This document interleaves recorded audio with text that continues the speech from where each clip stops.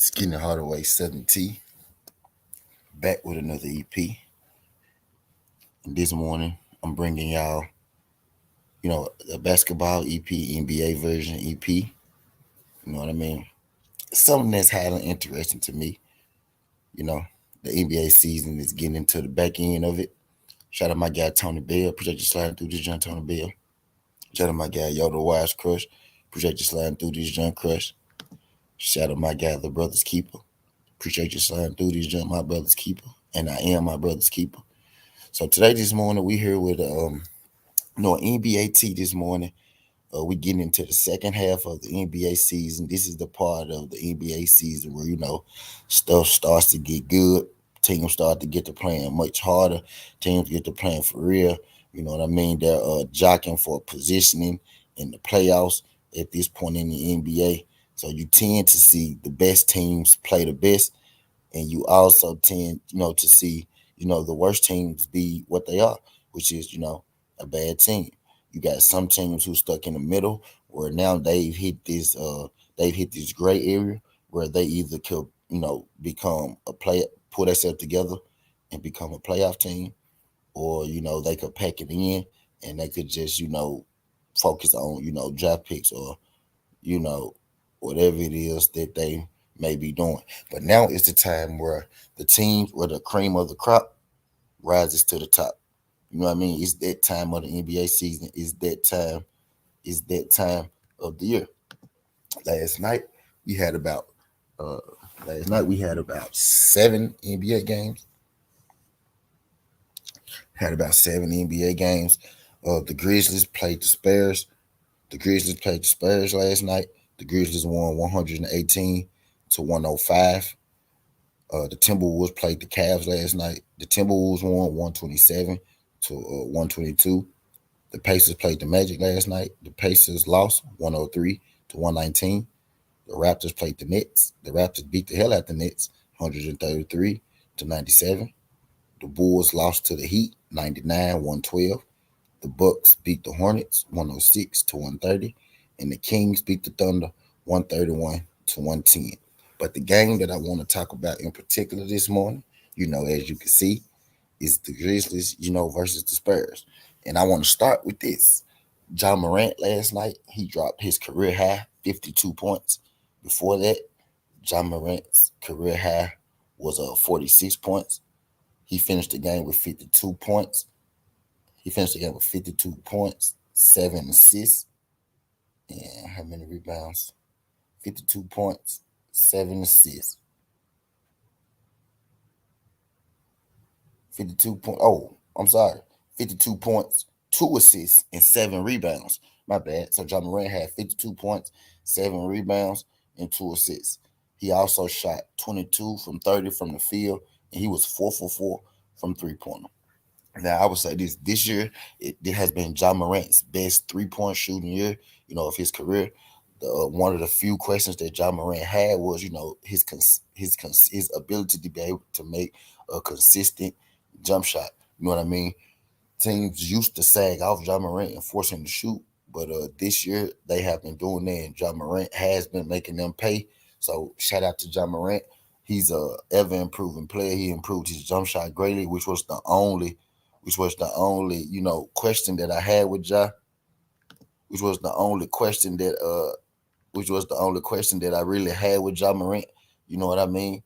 It was the fact that his jump shot wasn't as consistent as I would like it to be.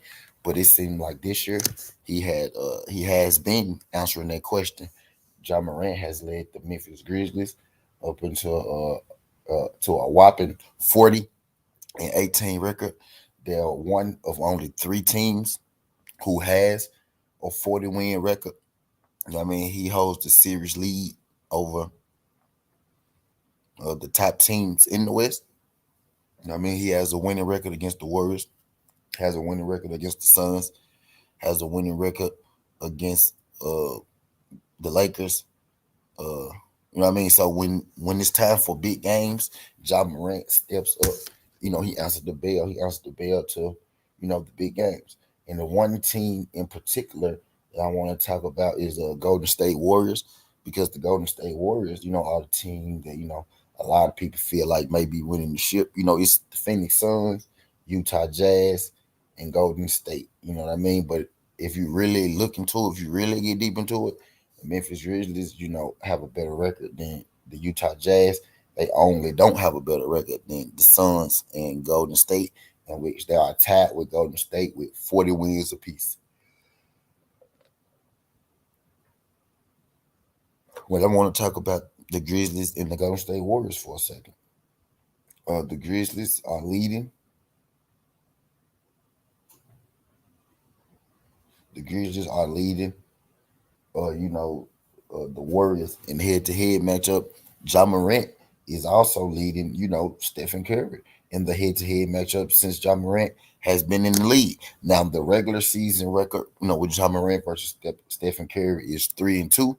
Ja Morant is 3-2 versus Steph Curry and the Warriors. The Warriors, have the better team.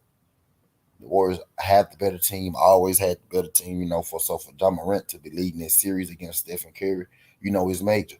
And not only is he 3-2 against Stephen Curry, he also in the bubble tournament, he also put Stephen Curry and the Warriors out of the playoffs. You know what I mean, with that win. A lot of people forget that, but Ja Morant put Stephen Curry out of the playoffs, you know, as a rookie. In that playoff play-in, he put him out of the playoffs, as a rookie. So I've been noticing that Ja Morant turns his game up when he plays Stephen Curry. Now, not many people, have noticed this, or not many people even care to notice this. But anytime Ja Morant plays Stephen Curry, he turns his game up. Stephen Curry averages more points than Ja Morant does in the series versus each other, but Ja Morant has the edge in the win factor. You know what I mean? Stephen Curry is leading in points, but as far as wins and assists and steals and head to head battle goes, Ja Morant, is leading Stephen Curry. That's why I feel pretty good about. Uh, Most people pick Golden State to win the NBA, championship. But me, I'm telling y'all, the Memphis Grizzlies are a sleeper to win this NBA championship, and I could say that, with confidence because our record against Golden State Warriors is a good one. And the only teams that I could really see even being able to compete with us is, the Suns and Utah. Because I personally feel like we got Golden State's number. And I really don't think Utah can compete, but I give them a better chance because they have a solid big man. They have a defensive big man down there in the paint, and we know the Grizzlies like to attack the rim. But all things considered, I think the two best teams in the West are the Suns and the Grizzlies. Now I know if you listening to the media, you know what I mean. If you watching TV type deal, and just not to take nothing away from the Warriors and Stephen Curry because they are, a good team. They are a great team. They are playing very well. You know what I mean. But basketball is about matchups, and this style matchup that the Grizzlies have with the Golden State Warriors, it's one that's favored the Grizzlies, as of late. So I'm feeling pretty good about about the Grizzlies' chances, to win this ring. You know what I mean? With a third seed in the West, 40 win, one of the only 3 win teams. You know what I mean? I'm feeling pretty good about us winning. The West. I'm also feeling pretty good about Ja Morant winning. MVP. And I want to talk about that for a second. I don't know if y'all know, but before the year started, I made me a bet that Ja Morant will win MVP. I put $20 down for Ja Morant to win MVP, and my payout was $23,000.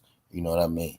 So yes, I may have my reasons why I want Ja Morant to win this MVP. But if you're going by the numbers, if you're going by the team's record, if you're going by how good the team was last year compared to how good the team is this year, you know what I mean? Ja Morant should be a top three candidate for the MVP. And I said this: if he has the Grizzlies in the top four seed, and he continues to put up, 25 plus points, plus five assists and rebounds, you know what I mean, type deal, then I do damn well feel like Ja Morant should win the MVP. I feel like if he's not on your MVP board right now at this moment, then you should reconsider, your MVP board. You know what I mean? If you really look at, if you really look at the landscape of the NBA, player to player, team to team, I think it'll be very, very hard pressed to find one person who is more valuable to a team's success than John Morant. You know what I mean? Casavoy said he had a lucky game uh, last night. Now, 52 points is not luck, especially when your career high before that was 46. And your third career high before that was 43. My guy John Morant puts a point. See, that's what I'm saying. A lot of people may think it was luck because they really, they really don't know. But I'm telling you, I'm trying to bring this attention to John Morant and the Memphis Grizzlies. Check their record versus the Warriors. Check John Morant head to head versus Stephen Curry. Check out some of these games, this year. The Grizzlies have been putting in major work. The Grizzlies are currently the third best team overall in the NBA. The Grizzlies currently are tied for 40 wins with the Golden State Warriors. So you telling me that compare for team to team, look at the Phoenix Suns teams, Chris Paul, Devin Booker, DeAndre Ayton. Look at that Golden State, Warriors team. You know what I mean? Stephen Curry, Klay Thompson, Draymond Green. And then you look at this Memphis Grizzlies team, John Morant, and who else do they have? Y'all get where I'm going with this? He has the worst team out of the three best teams with the top records, and he had the same amount of wins as these teams. He has his team competing with these teams who are seen as much better teams. Most people don't even know who the hell plays for the Memphis Grizzlies outside of Ja Morant. To be real with you, I don't think a lot of people even really know who Ja Morant is.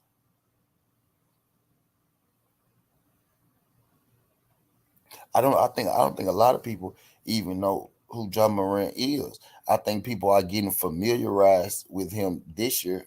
You know what I mean? I think now people are starting to get familiarized with John Morant, but this is basically an unknown team. John Morant is an unknown commodity. You know what I mean? This guy,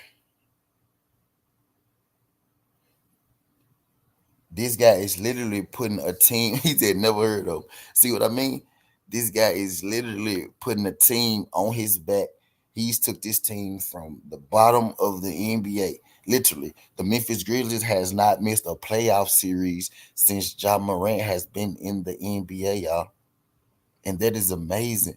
Now, I'm from Memphis, so I understand what's going on. And then again, me being from Memphis could probably have my judgment skewed. But I'm here giving you the facts. I'm giving you the numbers. Ranked third in the NBA, same amount of wins as Golden State, leading Golden State in the head-to-head battle, leading the Phoenix Suns in the head-to-head battle, lead, you know, I think they tied with the Utah Jazz in the head-to-head battle. You know what I mean? All the top teams the Grizzlies have been beating this year.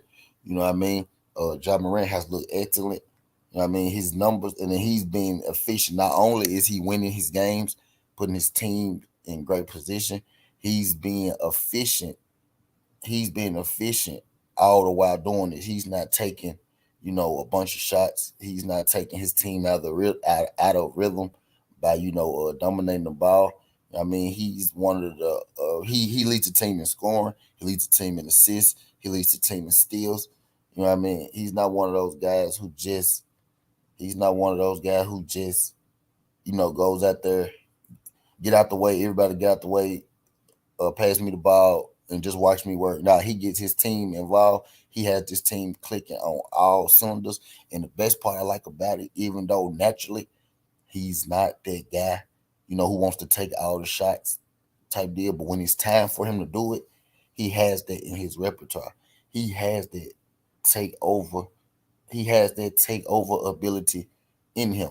You know what I mean? He has no problem taking the last shot. He has no problem taking the big shot. He has no problem going out there having to get you 40 points if you need.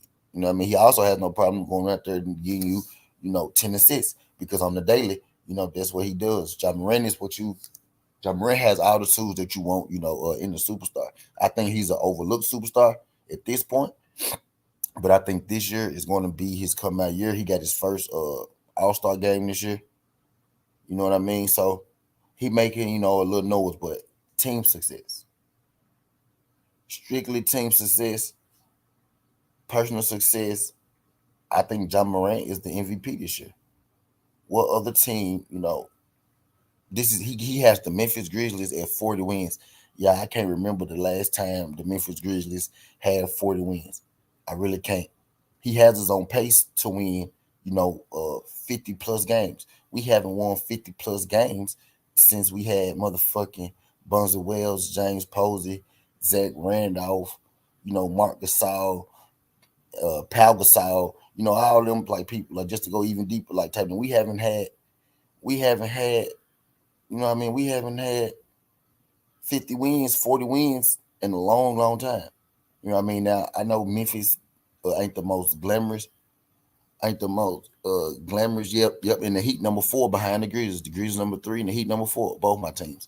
I know the Memphis ain't the most glamorous city, or we ain't the biggest city with the best market or nothing like that. So it's going to be hard for us to get these awards and for us to get these, notoriety and all that good shit. But if you're really going off, the year that he's having, if you're going off team success, if you're going on how good his team is or how good his team isn't. Most valuable means most valuable player. There isn't a player who is more valuable right now to his team than John Morant. You know what I mean? John Morant is what moves the Memphis Grizzlies. If John Morant have a bad game, the Grizzlies go lose. No ifs, ands, buts about it. If John Morant have a subpar game, 9 times out of 10, shit, the Grizzlies are going to lose. Like, no doubt about it. You know what I mean?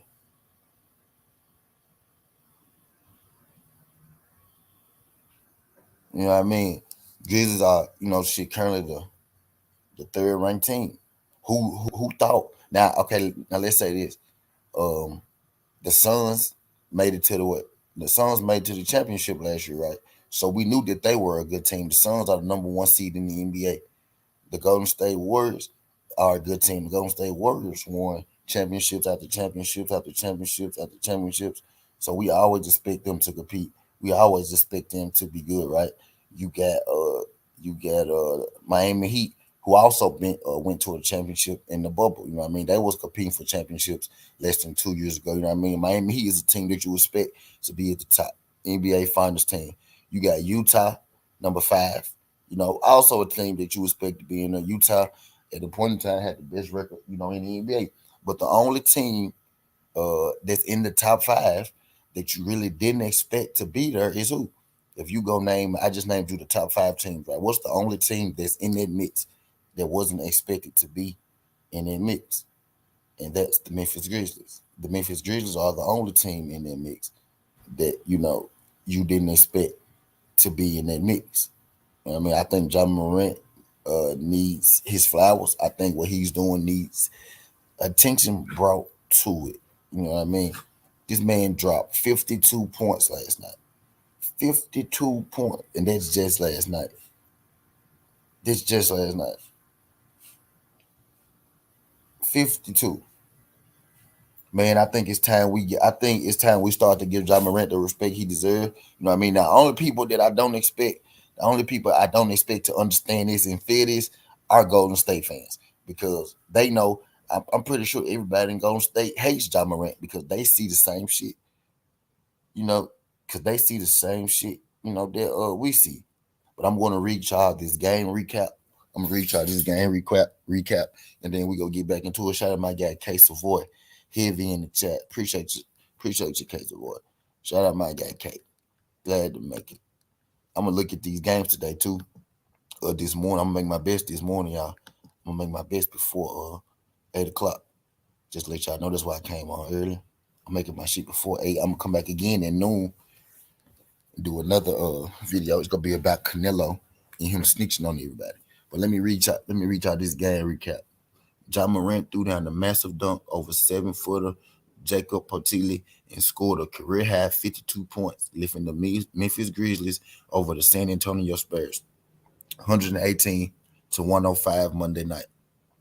The arena was still buzzing from John Morant fast break slam late in the second quarter when Steven Adams delivered a length of the court pass to Morant, who caught it mid-air and flipped it in for a buzzer beater from the left baseline for a 68-58 halftime lead.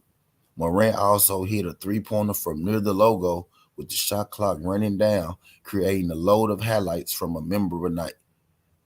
He's got to be the 50 points, Morant said when asked about what was most memorable, adding, I'm thankful for my teammates, my coaches. They believe in me and have all the confidence in the world that I make the right plays. Morant added 13 consecutive points during the fourth quarter to break the game open. I'm going to read that again because this is MVP shit right here, y'all. Morant added 13 consecutive points during the fourth quarter to break the game open, following up a career best 46 points in the Saturday night at Chicago by connecting on 22 of 30 from the field. So this guy scored his career high 46 3 days ago, and then he came back and scored his career high last night, which would be 2 days ago, from his 46 and 52. So he's had 46 points and he's had 52 points in 1 week and went 32 and went 22 of 30 from the field. He hit all 4 of his 3-point tries, and Memphis won his second straight game. He was 4 for 4 from the 3-point line. DeAnthony Milton added 15 points for Memphis, while Tyus Jones added 13. Morant's performance was the first 50-point game in Grizzlies franchise history. He's the first Grizzly to hit 50 points. He said teammates began feeding him the ball in the fourth quarter when the 50-point target was in sight. He's at the rim every night, but the way he put it together tonight, he was just in attack mode from the jump, Milton said. He got whatever he wanted, and it looked easy out there. It was just special to be out there and to watch that. Lonnie Walker led the Spurs with 22 points, and DeJounte Murray added 21 points and 8 assists before being ejected late in the fourth quarter.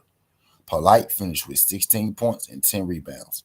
The Spurs lost coach Greg Popovich, 1 game short of tying Don Nelson's record for the most regular season wins by an NBA coach.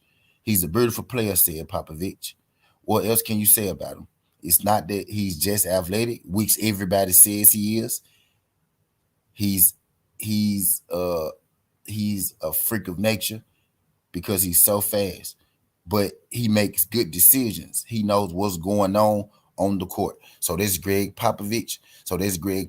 Giving Ja Morant kudos for his basketball IQ as well as his athleticism. Because a lot of people give Ja Morant credit for his athleticism, but not many people, even peep his high IQ, his assist to turnover ratio, how controlled he is with the ball, how he controlled these games, they control the pace of a lot of these games. The Grizzlies built an early 13-point in the fourth quarter, the largest lead of the game at that point, but the Spurs were within 104-99 near the midway through the fourth. So the Spurs was down 5 points with 6 minutes left to go in the quarter, and that's when Ja Morant scored his 13 straight points. So the Spurs were coming back. The Grizzlies was up big to start the fourth. The Grizzlies was up 13 to start the fourth. The Spurs cut it down to 5, and that's when Ja Morant took over the game, and he scored 13 straight points to push the lead, back to what it was. So I just want Grizzlies' next game is against Boston, which will be Thursday, and the Spurs' next game will be Sacramento, which will also be Thursday. So the Grizzlies got Boston next. What's good, man? I got Dwayne for me. He said, what's good, T? I got 4 parlays today. Y'all gonna be surprised about what I have. Okay, Dwayne. Dwayne, you still got $10 left too, because I fell asleep on making your bets last night. I ain't gonna lie. I fell asleep, brother. So I made two. I made 2 for you the other day, and you still got 10 left. So if you got 4 parlays today, you only need to send me $10 because I already got 10 from the last time you sent me just for your bet. So just let you know, Dwayne. But hey, yeah. But yeah, the Grizzlies next game will be Thursday, and the Spurs next game will be Thursday. But yeah, so John Morant is really on the tear right now. John Morant has the Memphis Grizzlies, as you know, tied for second in the NBA. You know, right now, same amount of wins as Golden State also holds the series lead over Golden State. Now, when people mention their teams to come out the West, pretty much you say the same thing: Suns, Golden State, Jazz, right? But that's because the media tells you Suns, Golden State, and Jazz. Now, I'm not saying that those are bad teams; those are good teams, but the media tells you that those are the teams they're going to win the championship. But if you really did your own research and you'll look, you will see that it's a little spot in there that the media constantly fails to mention, which is the Memphis Grizzlies. Memphis Grizzlies are not supposed to be a 40-win team. John Morant is not supposed to be out battling Stephen Curry every time they play. John Morant is not supposed to be out battling your best and favorite point guards, Chris Paul's, and them every time they play. But this young man is. This young man made his first All Star game this year. He made his first All Star game this year. He had the Memphis Grizzlies. It's the second best team in the NBA. Uh, I feel like if John Morant doesn't win MVP, then it's strictly because it's a popularity contest. You know what I mean? Who should win MVP this year? Who are the top candidates to win MVP this year? Who you got? Maybe the Greek Freak, um, Stephen Curry, uh, shit, Joel Embiid, James Harden. Maybe guys like that, you know what I mean? Maybe James Harden don't qualify because he didn't get enough games. But when you start to name the best guys in the league today and all that shit, now you could some players have better stats, but they don't have the team success. You got other players who have the team success, but then they don't have the stats. And then you got a guy like Stephen Curry who has the team success and the stats, but he has a much better team and he has the same amount of wins. And he has a much better team, but he had the same amount of wins. So I give the edge to John Morant when it comes, to that case. Which again, the Grizzlies haven't won. The Grizzlies have never had a guy score 50 points. John Morant did that. We haven't won 50 games in years on years since Zach Randolph played. Uh, John Morant is on pace for us to do that. You know what I mean? We're on the pace to be a top 14 in the NBA. And my thing earlier this year, I said if John Morant is able to have the Grizzlies as a top 4 seed, he should be deserving of the MVP because the MVP is most valuable. There isn't a player more valuable than John Morant to his team right now. If we're going completely by definition, if you're going by team success, you're going by the stats, you're going by head-to-head matchup, it's John Morant. And I have a strong feeling that the Memphis Grizzlies will be coming out of the West to represent the West in the NBA championship. Now I know y'all gonna look at me crazy, but I've told you why I feel this way already, and I'm gonna tell you again. I'm gonna tell you again because John Morant has he has Stephen Curry's number. He straight I don't know how to say he straight up has that Golden State team's number. He has Stephen Curry's number. Again, Stephen Curry averages more points against John Morant, but he doesn't hold the win-loss record.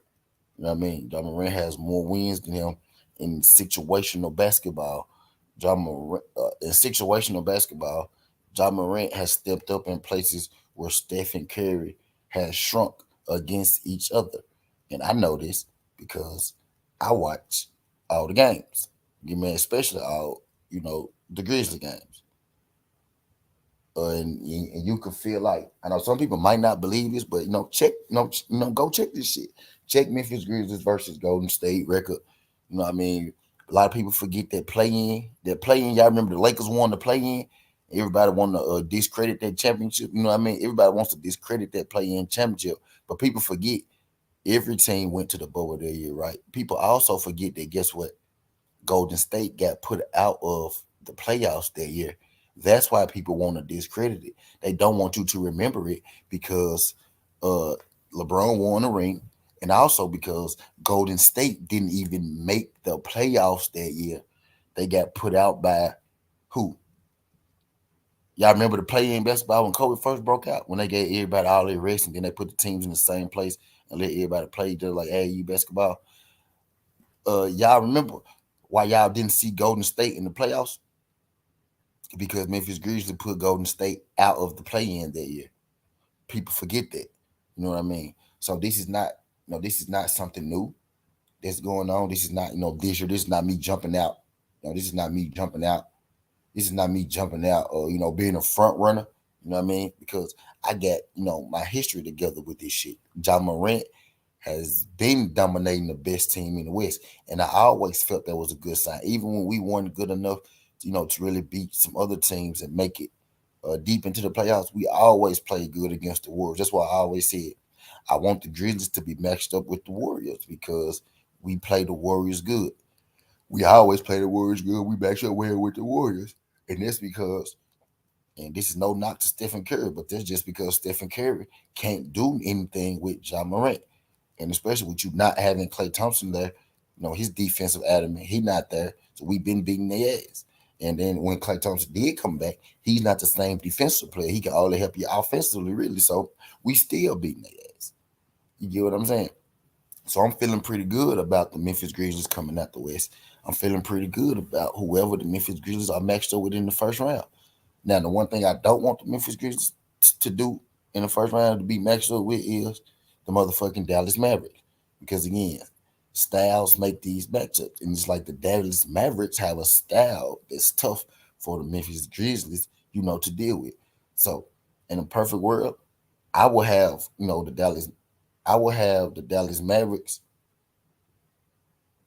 I will have the Dallas Mavericks, you know, I will have the Dallas Mavericks get put out the round before they get put out before they play Grizzlies. I don't want to be matched up with Dallas, but I'm licking my chops at the Golden State Warriors matchup, and hopefully Dallas get put out before they even get to us. So we don't even got to deal with them. You know what I mean? But do I want y'all to do your own, research. Take your time. Take your time. Take your time. Do your own research. Really dig deep down until this Memphis Grizzlies team. Don't listen to what I tell you. Really, really dig deep at this Memphis Grizzlies team, and you will see that this is one of the better teams in the league, if not the best team in the league right now. They playing the best. But I say this: the Suns are playing the best right now. But outside of the Suns, Memphis Grizzlies are playing the best basketball. The Suns is a dangerous team, but also the Suns just lost Chris Paul. You know what I mean? So now they say Chris Paul gonna be out 4 to 6 weeks, so he could very well be back to the playoffs. But I'm telling y'all, if you're really looking at the landscape, Golden State really can't beat Memphis. Check the head-to-head matchup. Matter of fact, just what was it, 2 weeks ago? I think it was 3 weeks ago. Golden State and the Memphis Grizzlies played each other. Steph Curry had 27 points. John Morant had 29 points. And Memphis Grizzlies beat the Warriors in a tight game. Tight, consistent game. You get what I mean? He beat them in a tight, uh, contested game. You get what I mean? So when it comes to that John Morant, man, history shows you that Steph Curry could have a good game because he averages 38 points against John Morant. He averages 38 points, like 7 assists, like 6 rebounds. John Morant averaged like 27 points, like 7 assists and 7 rebounds. You get what I mean? So Stephen Curry is putting up the butts against John Morant. It's not that Stephen Curry is playing bad versus the Grizzlies or bad versus John Morant. Stephen Curry is actually playing exceptional versus John Morant. It's just that John Morant and the Memphis Grizzlies have been seeming to find the wins. If you count the play in, the record is 5-2 against Steph Curry, not 3-2. The regular season record is 3-2 against Stephen Curry, but the total record is like 5-2 against Stephen Curry for John Morant. So if you count that play in, the Grizzlies versus the Warriors, last couple of games have been about 5-2 versus the Warriors. I'm saying like Styles, how this is a boxing channel. We love to say Styles make fights, and they do. Styles also make matchups. Styles makes matchup. A fight is a matchup. Basketball match, a basketball game is a matchup. Styles makes matchup. And our style is just a little better than Golden State. That's why I'm licking my chops at seeing Golden State in the Western Conference Finals, because it's gonna give us something great to watch, y'all. Not a lot of people are hip to these Golden State Memphis Grizzlies rivalry games, but I'm telling y'all, this is one of the newer rivalries in the NBA that's been heated ever since Ja Morant stepped into the fold. And I hope they get a chance to show down on the Western Conference Final stage, so everybody can really, really get to see this Ja Morant kid and what he all about on the biggest stage against the biggest competition, against one of the biggest names in the NBA. Because the shit is bound to happen. Last night, Ja Morant gave you everything that you could have asked for in the goddamn player in the goddamn game. Ja Morant gave you deep threes last night. He dunked on the 7-footer. He hit a goddamn buzzer beater in mid-air with like 1 second left, like 0.8 seconds left. They threw that jump to full court. They threw it to full court, right? Steven Adams threw this shit to full court. Ja Morant caught it mid-air. Pump fake. He pumped that bitch in the air. That jump went down at halftime. Ja Morant also added 52 points last night. Dude gave you a little bit of everything. I don't know what more. You could ask of the brother. You know what I mean? I'm pushing Ja Morant for MVP because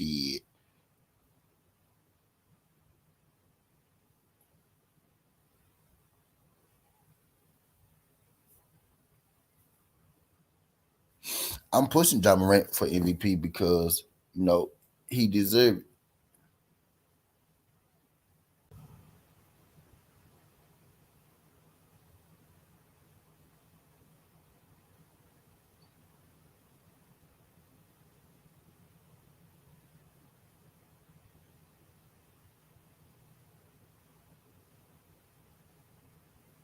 My bad, y'all.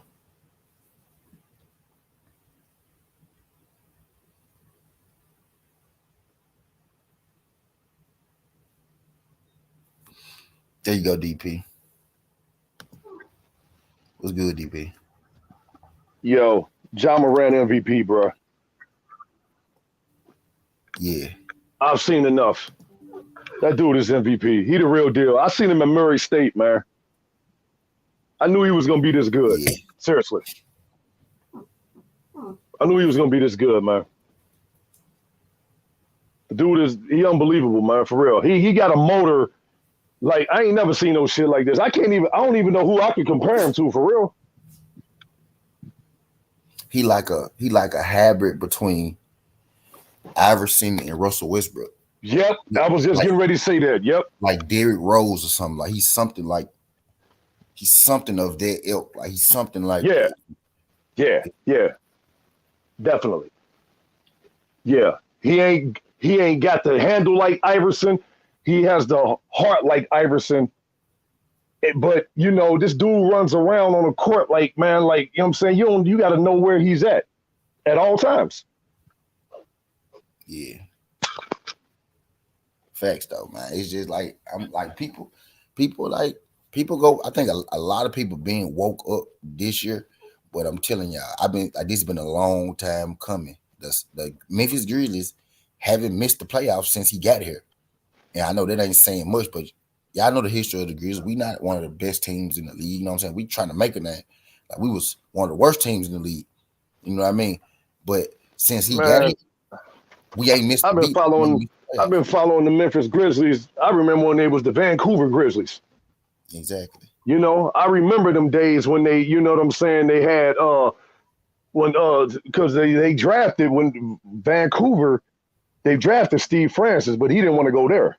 He didn't want to go there and play in Vancouver. Yep. So when they switched to Memphis, that's when they started really getting their name. Because I remember when they went to the Western Conference Finals one year. But I tell you this, man, they legit, bro. They legit. I'm not gonna say they can beat Golden State yet, Tito, because in the playoffs, it's a different they beat them. Season. They beat them in the playoffs. They beat them in the play-in when Ja Morant was a rookie. That's why the Warriors didn't make the play-in. That's why the Warriors didn't make the play-in, because they got put out by the Grizzlies. Right. That was a one game play-in? Two. Two. Okay, Yeah. 2 game. We beat them. We beat them 3 weeks ago by like 7 points. It was tied in the fourth. John Morant took off. We just beat them like 3 weeks ago in a close game. Curry had 29. Morant had 29. Curry had 27. I'm telling y'all, DP, we got them. That's not the team that I'm worried about. You ain't worried about who you worried about? I'm worried about Phoenix. I'm worried about Phoenix and the Yeah. Mavericks. The Mavericks just Yeah. beat Golden State too the other day. That's a matchup nightmare. Yeah. That's who I'm worried about. I'm worried about Phoenix. But if Phoenix don't got Chris Paul, we beating them too, DP. Yeah. Yeah, you're right. If Phoenix don't got Chris Paul, y'all beating them.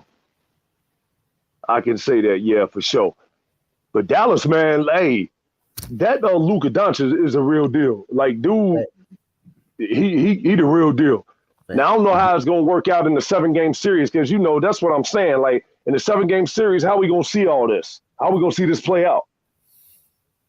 Talking about Luka versus. Now, I'm talking about anybody. Like, You look at that Memphis versus Golden State. Now, that might be a matchup nightmare, but the 3-ball, I have to probably give that to Golden State. They got a better 3-ball. But y'all got the better motor and the better defense. Facts. They can't keep up with them. Hell no. I don't know if it's a team in the NBA can keep up with Memphis. For real. They can't keep up. The teams that play us the best are the teams y'all never go think of. It's the fucking Mavericks and the goddamn in the Timberwolves. Them the teams that play us the best. Them the teams that I'm scared of. But everybody else, pretty much, everybody else can get that shit because they have been getting that shit. Mm-hmm. They could get. I like Memphis. I like them. I do. I like Grizzlies, man. I'm pushing for this giant MVP shit. For one, it's gonna make me $20,000, and for two, he deserved that shit. He deserved that shit, man. Yeah, he deserved it. He got the same amount. Like, if you go look at the top teams in the NBA right now, everybody, shut up, K. If you go look at the top teams right now, that's because you're in Atlanta, K. Y'all ain't never heard of nothing. Right. Because you a Hawks fan, K. That's why you ain't never heard of the Grizzlies. Because you're a Hawks fan. Well, if you look at the records of the team in the top 5, the Grizzlies is the only team that's not supposed to be there. And they young too, man. That's the scary part. They young. Facts. And I tell you, that addition picking up Steven Adams from OKC, that was good.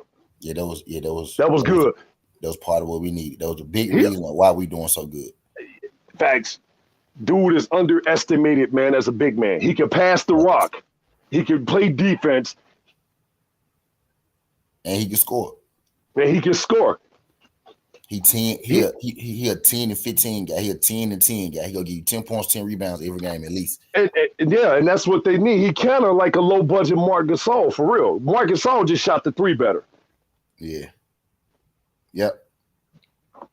That's all that was. Marc Gasol just shot the 3 better. But yeah, man, I'm in on Memphis, man. I'm not going, you know what I'm saying? I know them doing your squad because you from down there, but yeah, I like the Grizzlies, man. I can see them coming out the West. But it's going to be hard, though, because Golden State turned it up in the playoffs, man. He said, y'all think Ja better than Luka? I need to see Luka win the playoff series first, man. Ja won the playoff series. I mean, better. I mean, I guess it's your preference. If you're asking me who I'm taking, I'm going to take Ja. I'm going to take Ja. You know what I mean? And actually, Dallas is what? Dallas ranked what? Man, that's kind of a different comparison, though, because yeah. I think Dallas ranked what, 2, 6'3", and Luka 6'10"?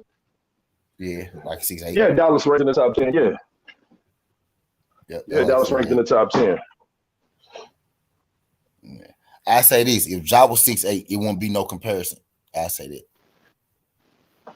If Ja Morant was if Luka was 6'3" and Ja was 6'8", I don't think it'll be a comparison. Ja has no fear, man. I mean, this dude, man, I ain't know he was gonna come out of Murray State like that, though, man, for real. Like I ain't really know I knew like he was in college because I watched him in in the like an NCAA tournament, but I didn't know he was gonna come out smoking like that, like for real. Yeah. He making people forget about Zion Williams for real. For real, I was just speaking on Yeah, this too, dog. he making people forget about Zion. I said in my head, I said, man, I'm so glad that we took Ja Morant and not Zion or RJ Barrett. And there ain't no hating on RJ. Ain't no hating on RJ or Zion, but Ja Morant was perfect for us. His attitude. He was perfect. He was perfect for me, man. He was perfect. Yeah, you right. You right, exclusive. I'm talking about that play-in he won over the Golden State Warriors. That's what I'm talking about. Yeah, I know what the fuck I be talking about. Now, if you want to call it a series or not, you could, I guess, but he won the play-in over Golden State. His daddy played with Ray Allen. Okay, watch this. Luka never won the playoff game. How about that? No. Hold on. Didn't they knock off they knocked off the Clippers last year? Well, then they was up 3-1, wasn't he? Who was the Clippers was up 3-1? Some Clippers was up 3-1 against somebody and they came back and beat them. That's what everybody was calling. That was the Jazz. I think the Mavericks. Oh, that was the Jazz? Okay. The Jazz. That's when the Jazz went on a run. Okay. Yeah. Okay. But I know Luka was giving it to the Clippers. He was busting their ass. He dropped like 40 in on them dudes or something. But you're right. He never won a playoff series yet. You can have Luka, bro. Excuse me. I ain't knocking you, but you can take Luka. You can take Luka. I'm just taking job. I don't knock you for your preference. I'm taking job, bro, right now. I don't knock you for your preference. I don't knock you for your preference. I don't knock you for your preference. What's good, excuse me? What's good, man? I like Ja, man, but you know what I'm saying? Like Luka,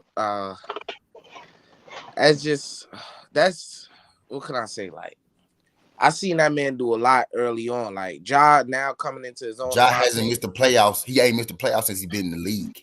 Yeah, man. It don't matter. It counts when it counts. You going off what the media show you. Yeah, no, I'm not has not missed the playoffs since he's been in the league. See, I'm not knocking your basketball knowledge, so don't do the same to me now, because I know basketball now. How much you know though? It's partly basketball too now. But I'm just giving my opinion. That's all. Right. You know what I'm saying? I feel you. I'm saying that Ja, in my opinion, is coming into his own now. You know what I'm saying? Luka, his first season, I don't think he made the playoffs, but in his second and third season, of course, is when he faced off against the Clippers. Now, the first time they faced off against the Clippers in the playoffs, they took them 6 games, and in that 6th game, Kristaps Porzingis went down. He was by himself, right? Then the following year, this right here, bro, to say Ja don't got an IQ, that's blasphemy. That's what I'm saying. Oh, yeah, that's blasphemous. Yeah, that's stupid. It's blasphemy, bro. Yeah, that's stupid. That's stupid. But yeah, Luka in 2020, I think it was the end. No, that was 2021. I think he faced the Clippers again, and I think he hit that game winner against them. You know what I'm saying? Yeah, but that was 7 games, right? I think that was 7 games. Yeah, that was 7. Okay, yeah. That went 7. And and it wasn't his fault that they lost, in my opinion. Kristaps Porzingis was the second best player, and he played like crap. But it's still on Luka to deliver, even though he's younger, what have you. It's still on him to deliver, but I gave him that much credit in that series because he was up against a great team and that Clippers team. Thanks. You know what I'm saying? But but Ja, what he's doing right now, undeniable. His team is mad young. They're the 3rd seed right now. You know what I'm saying? And right now, Luka not doing too well. He was injured a lot this season, whatever. But Ja right now is taking over right now. So, and he's an MVP candidate right now. My thing is, it's not even right now though, because he never missed the playoffs. Like he's been doing this since he got here. He just hasn't been publicized like Luka. He actually been doing. If you going by team success, like he's been doing better than Luka. He's been doing this all year. Yes. Like I mean, truth be told, Ja's been on the map all year because I've been keeping up with the Grizz. The only reason why it's harder in the West. The West has got better MVPs. They got better players. The East, you can, Kevin Durant, James Harden, take a, whatever. But if you look out West, man, and all them dogs that stacked up against, each other, you would look and say, damn, Ja Morant don't stand a chance just on paper alone. Man, this dude is a force to be reckoned with now because now we seeing what he can do. And the chemistry down there in Memphis, to me, man, it's just better. But they blacked out the Grizzlies game this year in Memphis. That's how I know people can see him now. That's how I know it's a now thing because we can't see him no more. Now y'all can see him. So I know what's going on, bro. But he been doing this shit. And back to your point, Ja has been he always been like this, and he's developing fast. His trajectory of what his career gonna look like is gonna be crazy. You know what I'm saying? This is third season. He averaging 27 right now. But in Luka's second season, he was in the MVP candidate vote. Right. You know what I'm saying? And that's a media thing. It's not a media thing. You discrediting him now. No, bro. You discrediting him now. That's a Dallas Maverick thing, bro. But how can he not? I understand what you're saying, but how can he not? He averaged 28 points. I feel you, bro. I feel you, bro. You don't think the media got nothing to do with that? Because Dallas a bigger market? Of course, it has a part of it because he got that skin tone, of course. But I looked into his play and I looked into his stats, and it adds up. You know what I'm saying? It definitely adds up. He definitely deserved that credit that much. But of course, they overhyping it a little bit too much. But he deserved that credit that much because his stats and his advanced stats show you that he deserved to be an MVP candidate. And if you really want to get deep into it, though, Dallas is a way bigger market than Memphis. That's true, too. That's true, too. Dallas is a way bigger market. How many times the Dallas Cowboys play and they shitty, and we got to watch them? If the Mavericks was doing the shit that the Grizzlies was doing right now, everybody hear about the shit. Everybody they'll be talking about motherfucking. Do Mox still own the Dallas Mavericks?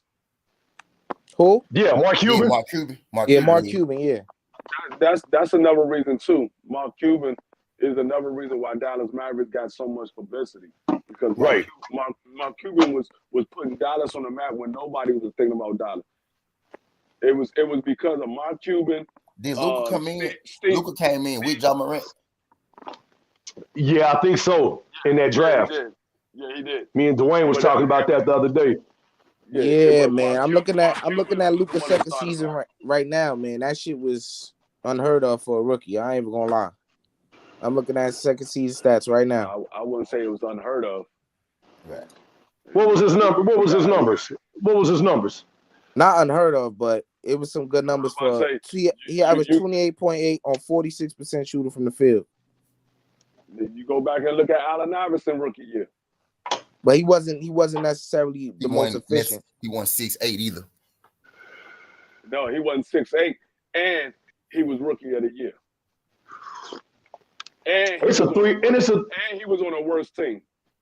It's a 3-ball league too, man. Y'all, I mean, we got to talk about the difference. Luka don't really shoot the three that well.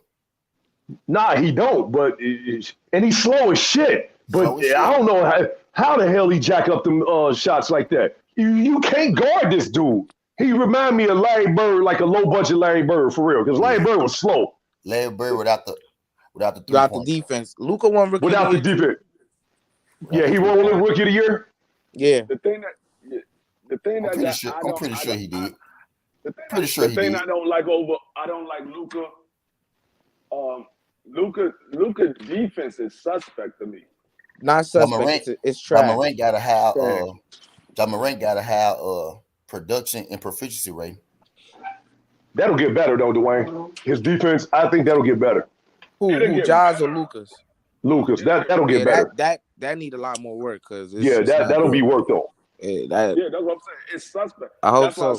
Ja is a better defensive player. Ja got a higher production and efficiency rating than Luka. See, the only thing I say that Luka has over Ja is his jump shot. No, he don't. That's a myth. Nah. That's a myth. I wouldn't say it's better, but when Luka is on, it's no way you can guard him. Yeah, that's fact. Did you see Ja last night? You seen Ja last night from the track? I'm not saying Ja ain't don't light it up.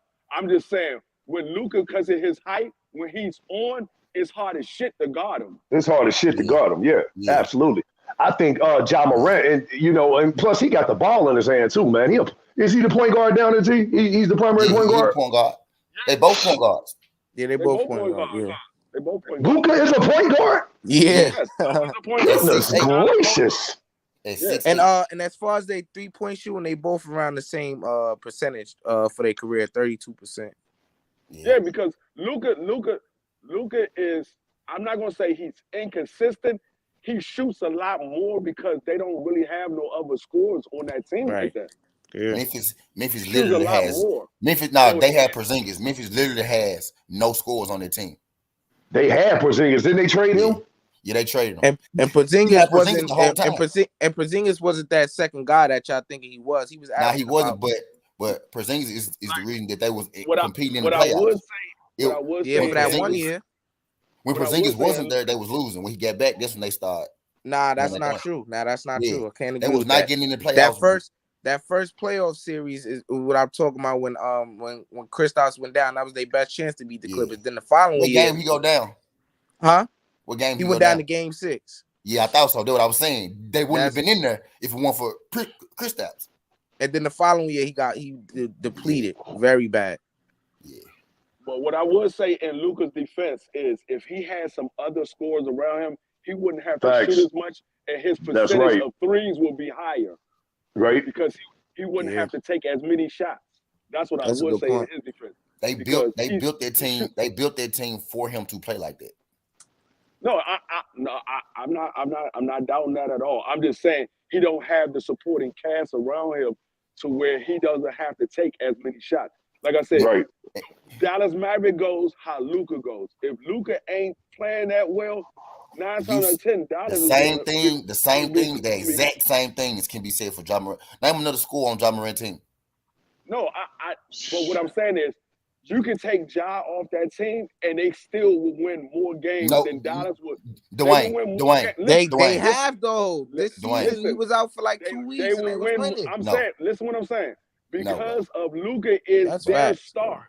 Nah, They y'all will telling win. me about the Grizzlies, bro. The Grizzlies was not making the playoffs before he got here. We I'm haven't not- missed. No. I'm not- Y'all say no. You said you could Hey, take you them out, said- we'll still win. I'm telling you, no, we can't.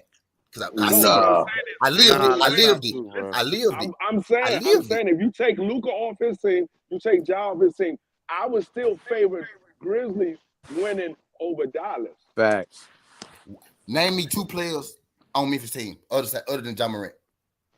Shit, Y'all, I don't know. y'all don't know Jaren this Ja- garbage ass team. Y'all don't know the team, bro. That's what I'm saying. Y'all Jaren don't know What the Jackson team. happened to Jr. was- Jaren Jackson Jr.? He was supposed to be that second guy, Yeah, right? he was like the third pick in the NBA draft. He How averaging Right. he Now watch better this. than Now watch this. he How often he do you definitely play? better than Porzingis. That's Definitely the better center than that Porzingis. the Grizzlies. Hold on, wait. Time out. You said Jaren Jackson better than by what metric? By what metric? Definitely. As a defender, definitely as a potential? defender. More And a potential? big Yeah, man. more potential. More When he potential, played, yes. But what on the yeah. court has he done to make him better than Porzingis? He's averaging more for damn sure. His Is he career? playing this year? Yeah, he playing this year. And he shoots Oh, better okay. from This the three. only year. Yeah, but he ain't been playing though. That's what I'm getting at. He ain't been playing though. He ain't been playing. He played last year. Okay, I see what you're Barely. saying. Nah, he barely Last played. year he was injured. Last year Yeah, he played I 4 know this games. shit now. But y'all really can't tell me This shit year about he played 62 games. He averages 16.5 points. Yeah. And that's pretty good for a second scorer on that Yeah, squad. it is. How You many know what I'm games has he saying? played total since he been in the league? Total since he been in the league, 179. That's barely You a can't full knock season. He been in 3 years. You can't knock his injuries, though, He been T. 4 years. Last year he was out. Been in- He was out. He played 4 games last year. The year before that he played And 57. Ja The year Morant before is that, making the he played playoffs, y'all, 56. without his rookie best player. Not even a veteran. It's a rookie. He's still making the Right. playoffs. Ain't no doubt that Ja Morant turned that team around. I mean, they got a diamond in the rough. That was a steal in the draft to me. I mean, we ain't saying that. You know what I'm saying? Now But y'all saying that y'all act like our team just cold, but I'm telling you, they not cold at all. They not. when you say cold now, there's levels to being cold. Zaire Williams, rookie. Desmond Bain, rookie. Steven Adams, veteran. He cold. I give you that. Jerry Yeah. Jackson, getting his feet together. Nice player, high potential. Brandon Clark, Kyle Anderson, I ain't never heard none of these dudes. Kyle Tilley, Xavier Tillman, Dwayne Melton. Got game. Y'all might not heard of Melton, but Melton got I game. know Dwayne Melton. Yeah, Yeah, I know he got Dwayne game. Melton. Bro, we ain't Yeah. got no squad, bro. He ain't got no team, nigga. Dallas got Tim. Man, if you give me if it's Tim Hardaway Jr. right now, Dallas will never beat us again. Guarantee you that. They'll never beat us again. Yeah, I guarantee They'll that. never beat us again. If you give me Tim Hardaway Jr. right now. This is what I'm talking about with And you Dallas said Mavericks. and Listen, hold on yeah. 1 second. This what I'm talking about with Dallas Mavericks. Luka leads the team in points, rebounds, and assists. Facts. Ja lead in points, assists, and steals. But go off. That's LeBron James. Points, rebounds, and he's steals. 6'3", so he can't get rebounds, but he do average 5 of them too. If you want to throw that in. You said that they wasn't winning when Ja wasn't there, but they went on a 10-2. They had a 10-2 record without him, and they led the league in points. Yeah, this year, after they was already going, after they got them, I'm talking about throughout history, not the one anomaly. Throughout history, we don't even win when Ja not there, bro. So they number 3 right now. Who's number 6? Because 3 and 6 would be the playoff. I think it might be Dallas. Yeah, Dallas got to be around there. Yeah, I think it might be that. I know Utah. What 7 is? 7 is. Case of War just told us this shit. So in the 7-game series, who takes that series? I'll tell you this though. Our matchup, we don't match up good with Dallas. Okay. That matchup not good. We don't match up good with Dallas. Right. We don't. You know, we don't match up good because they got a lot of 6'7" guards that can hold y'all. 6'7", 6'8", 6. It's all the folks that everybody on that team. They want y'all saying they don't get people back. You know what? I take that back. Dallas has a better lineup than Memphis. Them niggas just don't score. They just don't score, right? Right. Way better lineup than Memphis. I'm telling y'all, bro. They got a way better lineup than Memphis. They just don't score. Man, it's too early for me to I want to see the playoffs. And Ja and Luka average the same amount of points per game. Both of them average 27.6. Right. This season, one like that last season before that. Right. But that's why Luka played 46 games. Ja played. I can't see what Ja played. I can't see how many games he played. Ja got the Grizzlies in the playoffs, bro. Need I say more, bro? Need I say more? Y'all know we sorry. Dallas had a team. Dallas always had a pretty good team throughout history, throughout life. I would say they were sorry this season because without him, they played pretty well. He was out for like 3 weeks. Right. This because years prior, though, I understand what you're saying. They definitely were sorry. He started lifting them up, and they clicking at the right time too, man. Right. Like the Grizzlies are clicking. Andrew Wiggins, Kevon Looney, Otto Porter Jr., David Lee. I know Otto Porter Jr. Curry, Draymond. Man, stop, bro. Man, if you give motherfucking, stop it. No, wait, let me look at Dallas. Dallas got. They got Spencer Dinwiddie. Okay, I'm done right there. Spencer Dinwiddie. I'm done right there. He can play. I'm done right there, fool. Spencer Dinwiddie coming off an ACL injury. He haven't been himself since. He had 10. He had 24. He had 24 last night. Spencer Dinwiddie? What has he done this whole season? 24, 4, and 5 last night. But what has he done this whole season though? That's one game. I don't know. Right, but he could. You said he been hurt. He just came back, right? He came back at the right time though. He had 24 when he ain't just come back. He just got traded to Dallas. He was over on the Wizards. Well, you said he just came back, bro. I wouldn't know what you said. No, I said that he was injured. I said he had an ACL injury last season. That's what I said. And that's why he got traded from the Nets. Since. Yeah, that's what he was with the Nets. Yeah, that's what he was with. He ain't been the same since. But last night he had 24, 4, and 5. Okay, we'll see. We'll see what he's gonna do the following game since his 24 points is so important. This year he averaged 12, 4, and 5. Shit, 21 game can get you going though. This year he averaged 12, 4, and 5. I'm gonna go to what he averaged years prior before that. We can't keep talking about the past, man. We got to go forward. We thinking of it. But this is not the player that he was. 12, 4, and 5. That's what I'm getting at. Right? Yeah, he wasn't a 12, 4, or 5 guy. But then when he was up in New York, Brooklyn though. Look how many balls that was up there. He couldn't get off like that up against Kevin Durant. At that point, we was with Brooklyn. KD ain't playing. Ja don't lead his steals. Ja don't lead his team in steals. Who lead the team in steals? Milton. He averaged 1.6 steals a game. Ah many Ja man, average? now we just How many say Ja it. average? Ja averaged he averaged 1.2. Oh, my bad. Oh, my bad. He dropped because Milton Yeah, I he thought dropped so. because Milton Yeah, I he thought so. plays. Where's Milton at? Milton played. Milton played. Ain't no capping my motherfucking rap, bro. He 54 was games. number one. He was number one. Nah, man. Ain't no capping my rap, bro. Nah, ain't no cap in your rap, bro. You know what I'm saying? You I don't Google you know this what I'm shit. saying? I don't Google this shit. I go off my man. I ain't one of them niggas that, let me go to Google. Nah, nigga, I'm telling you what I know because I watched this shit. I don't gotta go And Google then shit. you know the eye test. Milton just took the lead in steals because Milton had. Yeah, I think he had like 2 or 3 steals the last game that moved it past Ja. Ja was leading the steals.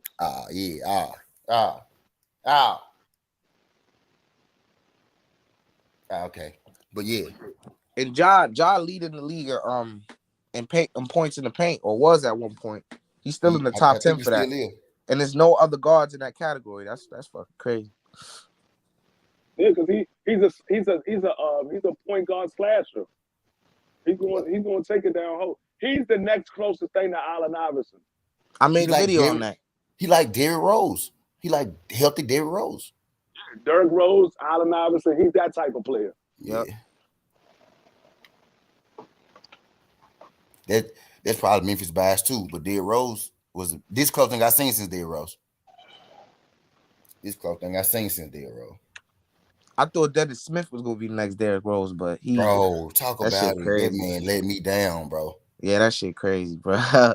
He was nice as fuck. You see his high school mixtape, bro? That shit exactly, bro. How you that go shit from was trash? nasty, bro. That That's crazy. Yeah, that's man. crazy, man. I think he was drafted to Dallas. Then they traded him to the Knicks. After that, I don't know where this dude at. I don't know what team he on, bro. Right, bro. That's crazy. I didn't expect that one though, dude. Yeah, bro, that shit crazy as hell. Which I think Zion, man, I don't know. That's rough. I think Zion. Zion.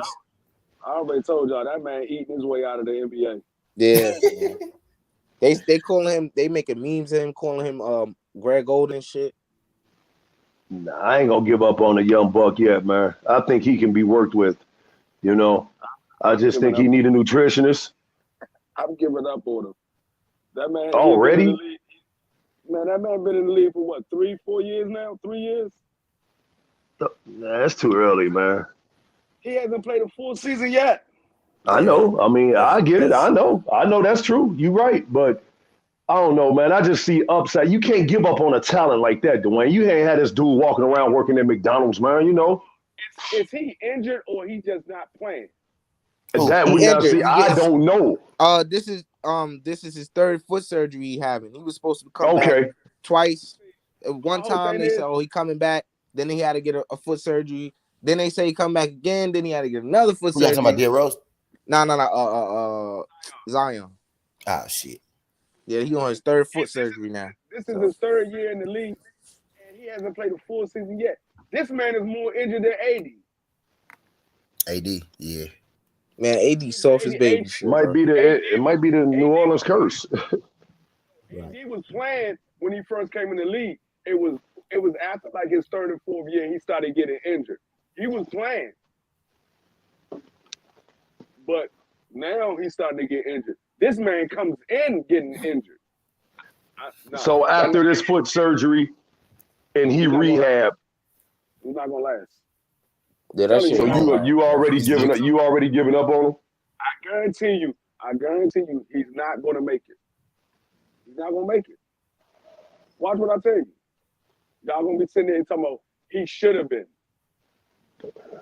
I ain't trading him. He 21. He want to leave. I ain't trading. He want to go to the Knicks. I don't know what for though.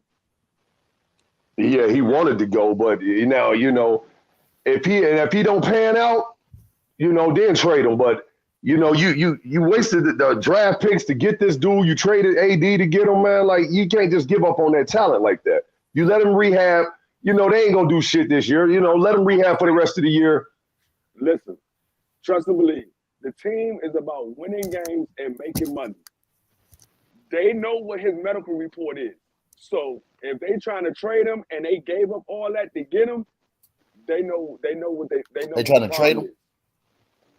I'm saying if the team is Not trying to yet. trade him, Uh, if the team is trying to trade him, if they trying to give up on him, then they know more about his medical history than we do. They do all the research, so they know Right. what lingering effects that he has going on. So if they trying to give up on him, then you already know what it is, because you're not gonna give up your superstar to get a rookie, and we never seen him play in the NBA before, because AD was a superstar in New Orleans. This man, But I this think man the thing played that's good for NBA him on though, 18. he's 21, man. I'm just going off. He might be 21, 22, but he's still young, bro. You can't give up on that young talent like that. Now, if he was 27, 28, I say ship him out. You know what I'm saying? Because now you're going into your down years. But he's 21, Dwayne. yeah. He might be trying to get out there, motherfucker. Yeah, he might be. I mean, who knows what's going on? I don't really know the inside. But what I'm saying as far as, like, if you draft somebody and they got the issues or whatever, because not every draft pick came out that was healthy, man. You know, you had to work with these guys to get this. This dude's 6'9", about I'm going to say Yeah, 280. His playing weight. Go ahead, but dog. look at this though.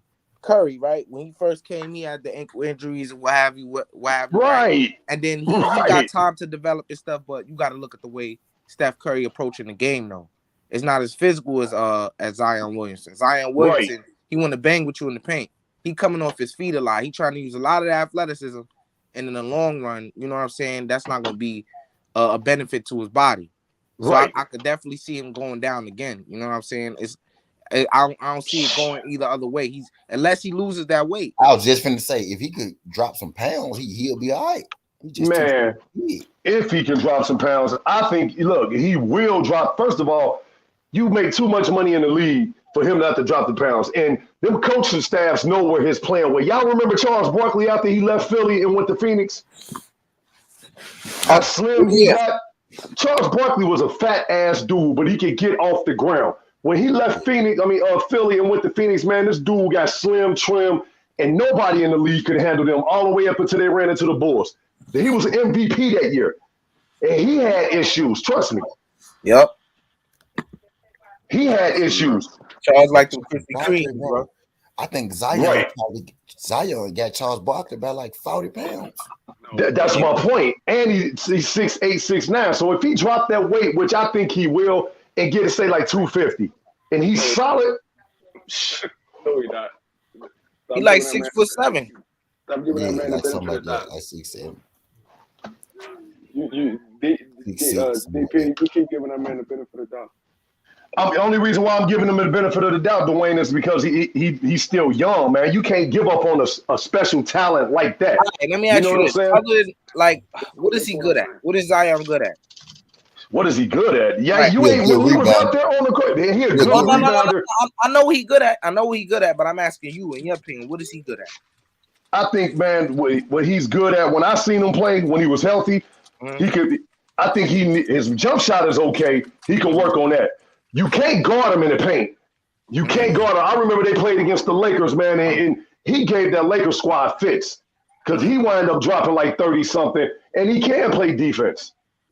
The problem is, like you just said, him jumping up and down on them, bringing all that weight down on him. So he got to get in a playing shape. What I was saying, DP, when I say I'm giving up on him, you say you don't want to give up on a talent like that. You say he's still young. Yeah, he's still young, but as the years go on, as him being in the league, he's gaining weight. He's not losing weight. Shit, he might need to get out of New Orleans, man. I don't know what's going on down there. I mean, I don't know what this man, how he eating, man. I mean, some guys you just be like, damn. I mean, he getting fatter and fatter. I don't know how his body type He is getting fatter though, bro. Like I can see it. If you get that, he gonna have to get in his mind, man, or some coaching staff like, I gotta hire a nutritionist for you, man. You gotta drop this weight. Like I said, we don't know. See, now I've been watching Zion. I've been watching Zion since he was in high school because my stepson plays high school ball, and he was telling me about Zion. I've been watching him. Zion has been getting fatter from the time he graduated high school up until now. If you look at him when he was in his senior year in high school, and then his freshman year at Duke, and then his rookie year and the following year, he's been getting bigger and bigger and bigger. He's gaining weight every year. So you saying he's young, he just got to lose the weight. He's not losing weight. He's gaining weight. Well, now that's a problem. That's a problem. Now I'm not denying that, bro. I'm not saying you ain't right about that. Yeah, that is a problem. So, like I was saying though, man, it's too much shit in the NBA nowadays for these young cats to be able to control their body. Now, I don't know who his nutritionist is. I don't know how the coaching staff is down there. But I know if I'm drafting this kid, and now I'm gonna say this after next year, bro, and if this is still the same problem, then I can go ahead and agree with you and say, okay, Dwayne, you're right. I'm gonna give him one more because he's 21, 22 years old. You know what I'm saying? Yeah, I mean, that's what. I'm not really in the long run. I'm not really a fan of his playing style, bro. I just don't see it benefit him, bro. Why? Because he's what? Because he can't bang down low. I gotta see him. What I'm seeing mostly is pure talent. It's not finesse or skill. Like he just really stronger than guys, and he just muscling his way to the basket. Mostly like Giannis, you know what I'm saying? He don't really got no moves in the post yet. And eventually, right? Like I want to see if that still is gonna benefit him. Just being stronger than guys and using athleticism to get over. I want to see if what else he gonna bring to the table. He is young, so he got a lot more to learn. So I want to see if he starts to shy away from athleticism and going on a little skill. And think about this too. Every time he get the ball one-on-one, I think we can all agree that probably, when he's playing, you can't guard him in the paint. So if he brings a triple or double or triple team to him and he passes out of that double or triple team and you got people that's open, I mean, that's a big part of playing basketball too. If he draws, I mean, LeBron was doing that when he was young. He was drawing double triple teams and he would find the open guy. That's what I was about to say before I cut myself off. But I was saying, I'm not saying he's going to be done to where he can't play in the league no more. I'm just saying he's going to be done to where he's not going to be that superstar that we thought he was going to be. Because remember, everybody was saying he was supposed to be better than LeBron. They were like, he's going to take LeBron's spot. But not gaining all that weight, you're not. Not gaining all that weight, yeah. So you saying if that's the number one issue is the weight problem? Yeah, because the injuries, you can recover from the injury. You can recover from the injury. But this man is gaining weight at every year. Every year. Massive rate. He's getting like 10, 15 pounds heavier every single year. The man came in the league at like 220 or something like that, 220, 230. The man like 260 now. Whoa. He way more than that. He ain't no 260, bro. He in the 300s, bro. No, I'm saying the last time can't be 300. Oh no, he's 300 for sure. He's 300 for sure. He about 270. Yeah, the last time that I heard his weight, he was like 260. I don't know what his weight is now, but I mean, the last time that I heard when they was talking about his weight, he was like 260. I was like, God damn, this nigga gaining weight every fucking year. This was like the beginning of last year. They were talking about his weight coming into the last year. They was talking about he's like 260. LeBron was like 240, 250 when he came out of high school. What's the difference, though? I mean, LeBron stayed at 240. LeBron is 6'9", though, 6'8". Zion like 6'6", 6'7". And LeBron worked out. LeBron 240, 250 muscle, not fat. Right. And LeBron stayed at 240, 250. He ain't gained 10 pounds every fucking year. He stayed at that weight. Yeah.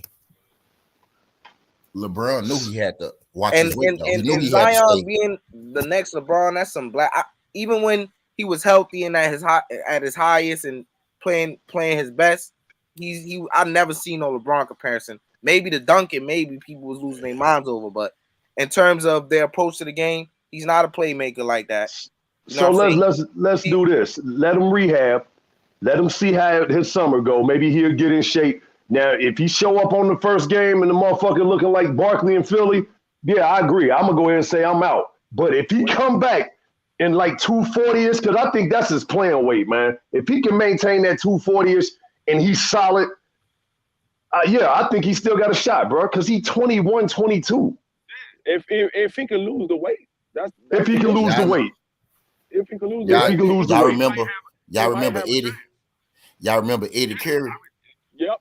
Eddie That's who Curry. he remind me of. Mhm. That's who he Y'all remind remember me Eddie of. Curry? He came That's from who high he remind me school. of. I think he was the seventh pick or Nah, something like that.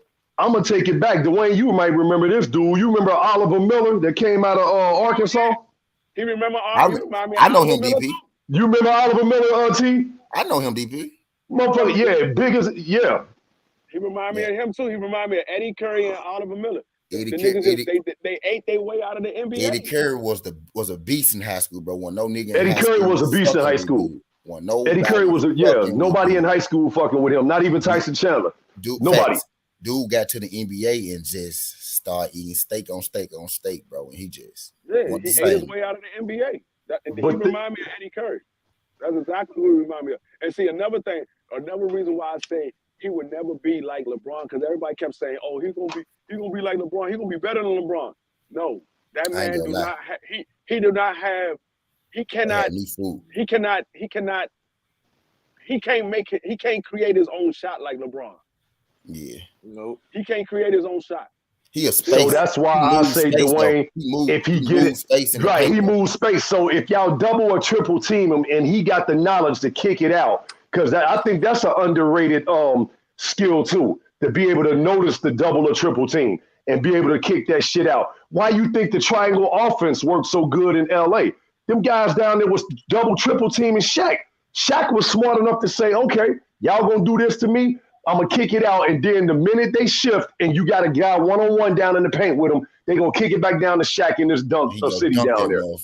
motherfucker. Exactly. So that's an underrated skill too, man, to be able to pass out of the double and triple team. That's what I'm saying, D. Yeah, I mean, yeah, that's all fine and dandy, but you got those young guys that, and like I said, he's so used to when he was in high school and in college, just doing whatever he want to do. He got used to that. So now that Right. he's in the pros, you can't do what you did in high school and college because these Nah, guys are 20 absolutely. times better than that. So you got to be able to pass the ball Where out. Where K at when you need him? You know what? Honestly, looking back, man, I would have gone in this far saying that he could have used another year at Duke for real. He tried to stay. Have you seen Zion play in high school? I've seen clips of him, man. I heard he was a nice dude, man. He from South Carolina. Him and John Morant from South Carolina. Right. Now, but what I'm saying is, go back and look at him in high school.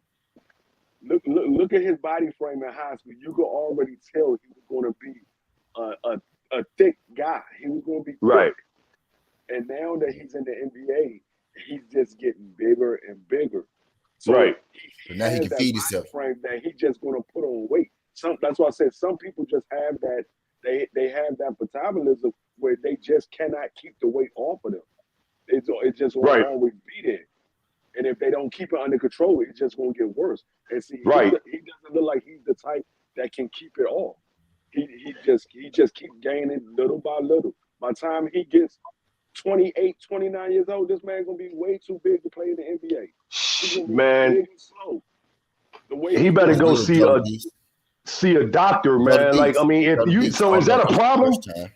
Is that a problem? I mean, is that something like a medical problem or what?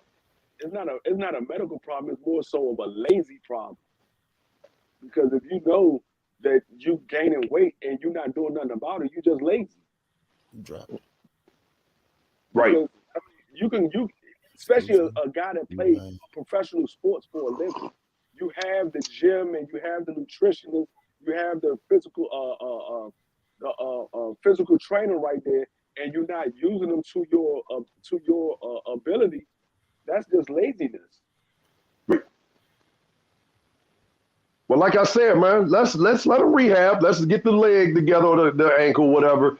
He go through the season, bruh. Foot is the foot. Yeah, let's let him do that. Then he go through the season and off season he train and whatever. He show up, September, October, first game. We look at his body, then we'll be able to tell, man, because I seen this dude on the court to know enough.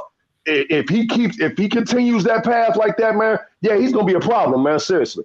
He got some shit to work on, man. But what 21? It's a lot of we forget, man. These guys, they come into the league. You can't expect them to know because Yeah, we looked at LeBron when he came into the league. I mean, we looked at Jordan when he came into the league, but they had flaws too. I think I look at the flaws better than what they do better. You know what I'm saying? So it's shit that he got to work on personally to get his shit together, you know, to be successful, because you ain't going to take that high draft pick and just be able to say, DP, hold on real quick. This man go ahead, bro. Zion is 6'6", 317 pounds. I told you. That's a I problem. told you, bro. Wow. That's a I was problem, just bro. telling y'all, yeah. I'm telling That's a y'all. problem. That's a problem. Wow. Seriously. Yeah, that's a problem, D-Free. Bro, I'm not negating Wait, nothing where you get you that from, saying, bro. You get that you get that bro. I went to Google and I went to his Wikipedia. Lord, bro. He was born July 6, 2000. He's the same age as my son. He was born the same. So he'll be 22. Bro, this nigga 300 pounds. Oh, y'all, bro. 17 pounds. He's 6'6". He's the same height as Jordan, 317 pounds. DP, he done, bro. Man, I'm a still He done, DP. that weight problem is, man, And look, telling you. look at this though. He injured too, so he really can't do much of anything with that foot injury. So that weight piling up, bro. That's what it is. That's what it is. Exclusive. He can't. Nah, bro. Damn, Zion. You gotta do better than that, bro. That's what I'm saying. Let's let him rehab, man, and then he go ahead and work out and see if he can get back down to playing, man. Because I'm saying anything between 250. He can go to the sauna, dog. He can go to the sauna. He can swim. He can go to he can swim. And if that shit don't work out, bro, you put his ass on the football field. Shit. Right. Put that motherfucker on the line. Right. Yeah, he need to be a lineman. Right. Lineman Real shit. For real, though. 317 pounds. He got about 4 more. He got about 4 more years to try this basketball shit. If he ain't got it now, bro, you need to go play offense. He got 4. Yeah, he got 4 more years, man, to get him, like, you know, to be. You know what I'm saying? Because by the time he's 26, 27, bro, and you ain't gonna be able to maintain that weight, man, then yeah, it is a problem. But you hire the best nutritionist. I'm calling LeBron.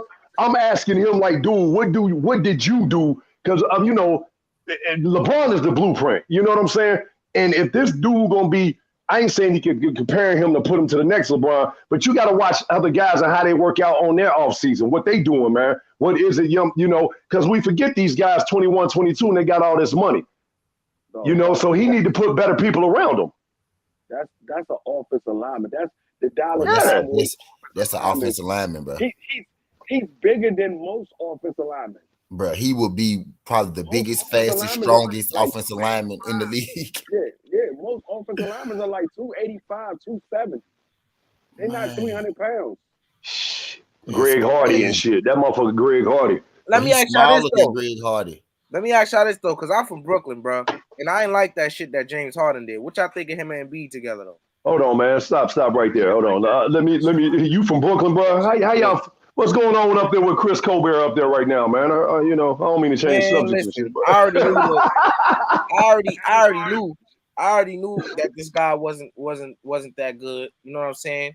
Besides his great athleticism, it's not really much to look at with him. That's what I seen before.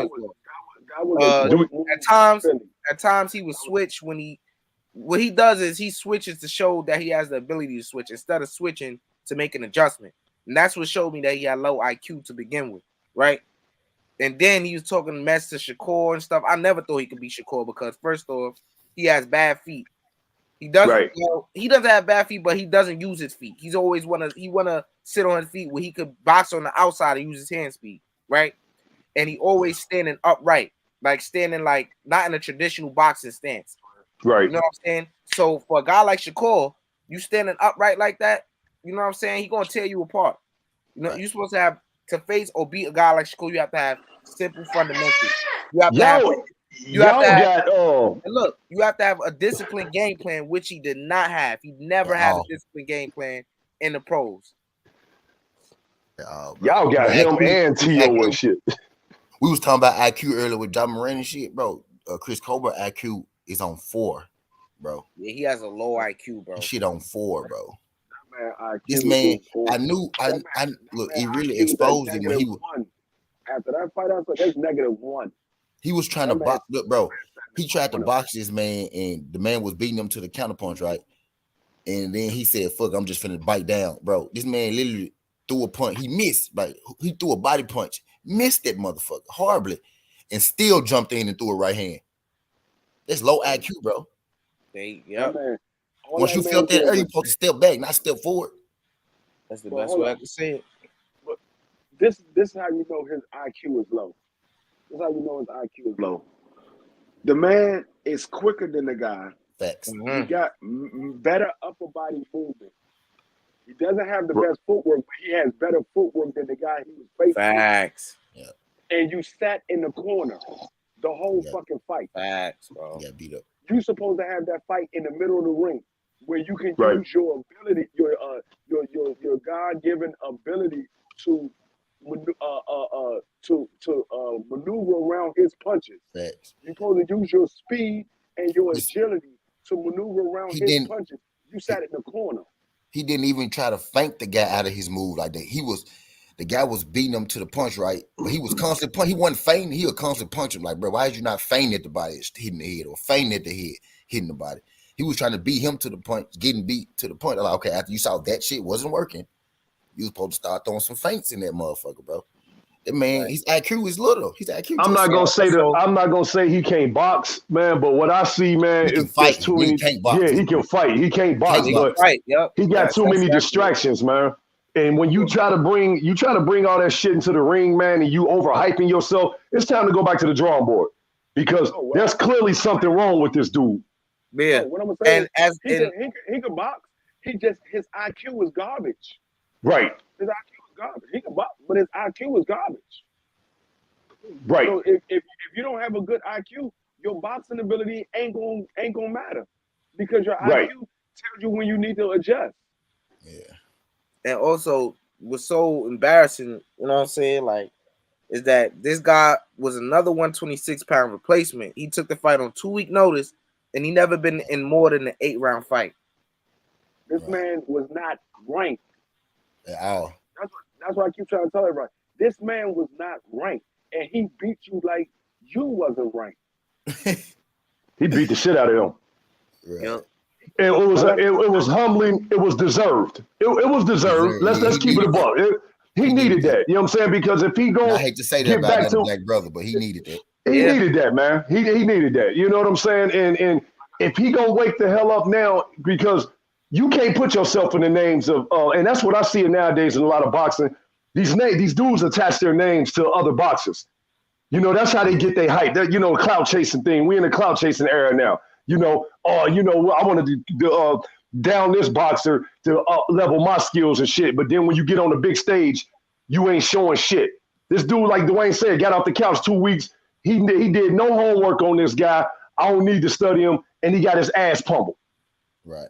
And he got his ass handed to him. This man. I gave him one round, and that was a mercy round. Facts, bro. He lost every round. I gave him one mercy round in the third round. That was it. Only because Cobra came out the third round, and he was outboxing the guy at the beginning of part of the round. The guy got him in the middle of the round, and then Cobra did a little bit something at the end of the round. So I gave him that round. That was a mercy round. But Hey, exclusive. Is it a Brooklyn thing though, man? Because T.O., you know, I'm just saying, like, what's going on, dog? I'm gonna say this though, right? Like T.O. Hold on. Let me say this. I'm gonna say this though. Like, that motherfucker T.O., that nigga not from Brooklyn, bro. That motherfucker was raised. Nah. This real shit though. That motherfucker was born here, but he wasn't raised here. So in my eyes, that motherfucker is not from Brooklyn. You know what I'm saying? I don't know why he rep it. Maybe he need to go rep Florida because that motherfucker.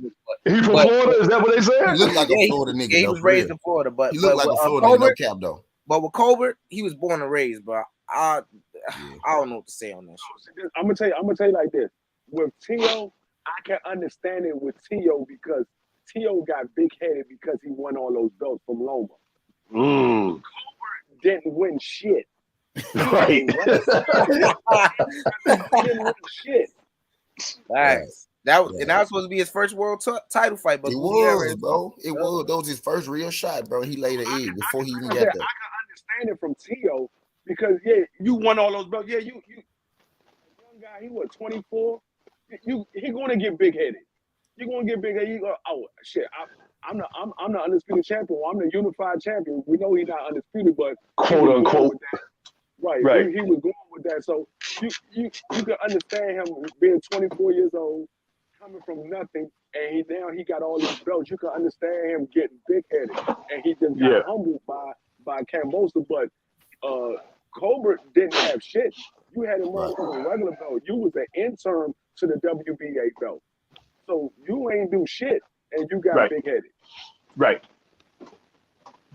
So, and that's what that's an excuse for Colbert. These young dudes coming to this game, man. I understand you braggadocious because I've seen it before. Camacho, Mayorga, all these dudes, but you got to still have some kind of skill to be able to back your shit up and know your opponent, man. You know what I'm saying? Like the dude, people, I mean, if you rank it, Hector Garcia, he might not look as, good as the other ones, man, but the dude can fight, and he came to fight that day. He didn't give a fuck if you was Chris Colbert or not. He didn't care. I'm gonna tell you why everybody is so hard on him, and it's not even about the statement that he made that people don't support him. It's about the shit talking he did right before his fight about Gary Russell and Shakur Stevenson. If he never did that shit talking, we would not be talking about him like this. If he would just kept his mouth shut and just went to fight and he lost the fight, we wouldn't be talking about him like this. We'd be like, damn, the man need to go back to the drawing board and start over. Because he got boxing skills, he just and then the way he ran the last two rounds, dog. This motherfucker literally ran. And you're like, oh, fuck that, I ain't getting knocked out. That's why he ran. He ran because he didn't want to get knocked out. He felt that power from that guy, and he didn't want to get knocked out. Because that guy only had 14 fights with 10 knockouts. So he felt the power from that dude, and he did not want to get knocked out because I saw the dude hit him. And once the dude hit him, Coleman got on that bike and just started running. He was like, man, fuck that. I'm not getting knocked out. I'm going to go 12 rounds. That's embarrassing, man. That's embarrassing, bro. I was listening to like, nigga, come on and fight. I was listening to 78 yesterday, man, when he was on Black Fight Fan CC, and he was saying that he's a gimmick. Like, you got guys, he come in and promote other shit. And I think that's his lane. I don't think he in this game to like be a good boxer. I think he in this game to like promote other shit and get his money and get the fuck up out of there. You know what I'm saying? I don't see, to me, man, from what I saw, he's just an average fighter, man. He's just an average fighter. Like he can, like you can't put this guy in the ring with Shakur, Gary Russell Jr. and guys like that. He'll get mocked, man. And speaking of Gary Russell, what y'all thought about that stoppage? Because he ain't got, like, his IQ is shit. And his heart, too, man. He has no heart. Like, not even trying to fight the last 2 rounds. You said what we think about the Gary That's Russell heartless fight? shit, man. Yeah, what you say about Gary Russell? That stoppage? He got robbed. Oh, the stoppage. Yeah. He got robbed from his knockout because he was going to knock that man out. He got robbed from his knockout. Absolutely. That's what I'm saying. As a boxer, you want to go out on your shield and say, like, but he ain't no boxer.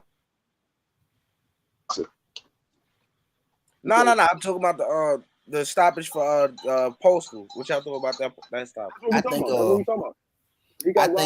think it was legit, to be honest with you, man. Because if y'all see, I don't think, man, he was out, but then he recovered real quick. Nah, I don't know. I don't think post out. It's hard for me to be like. He was hurt, man.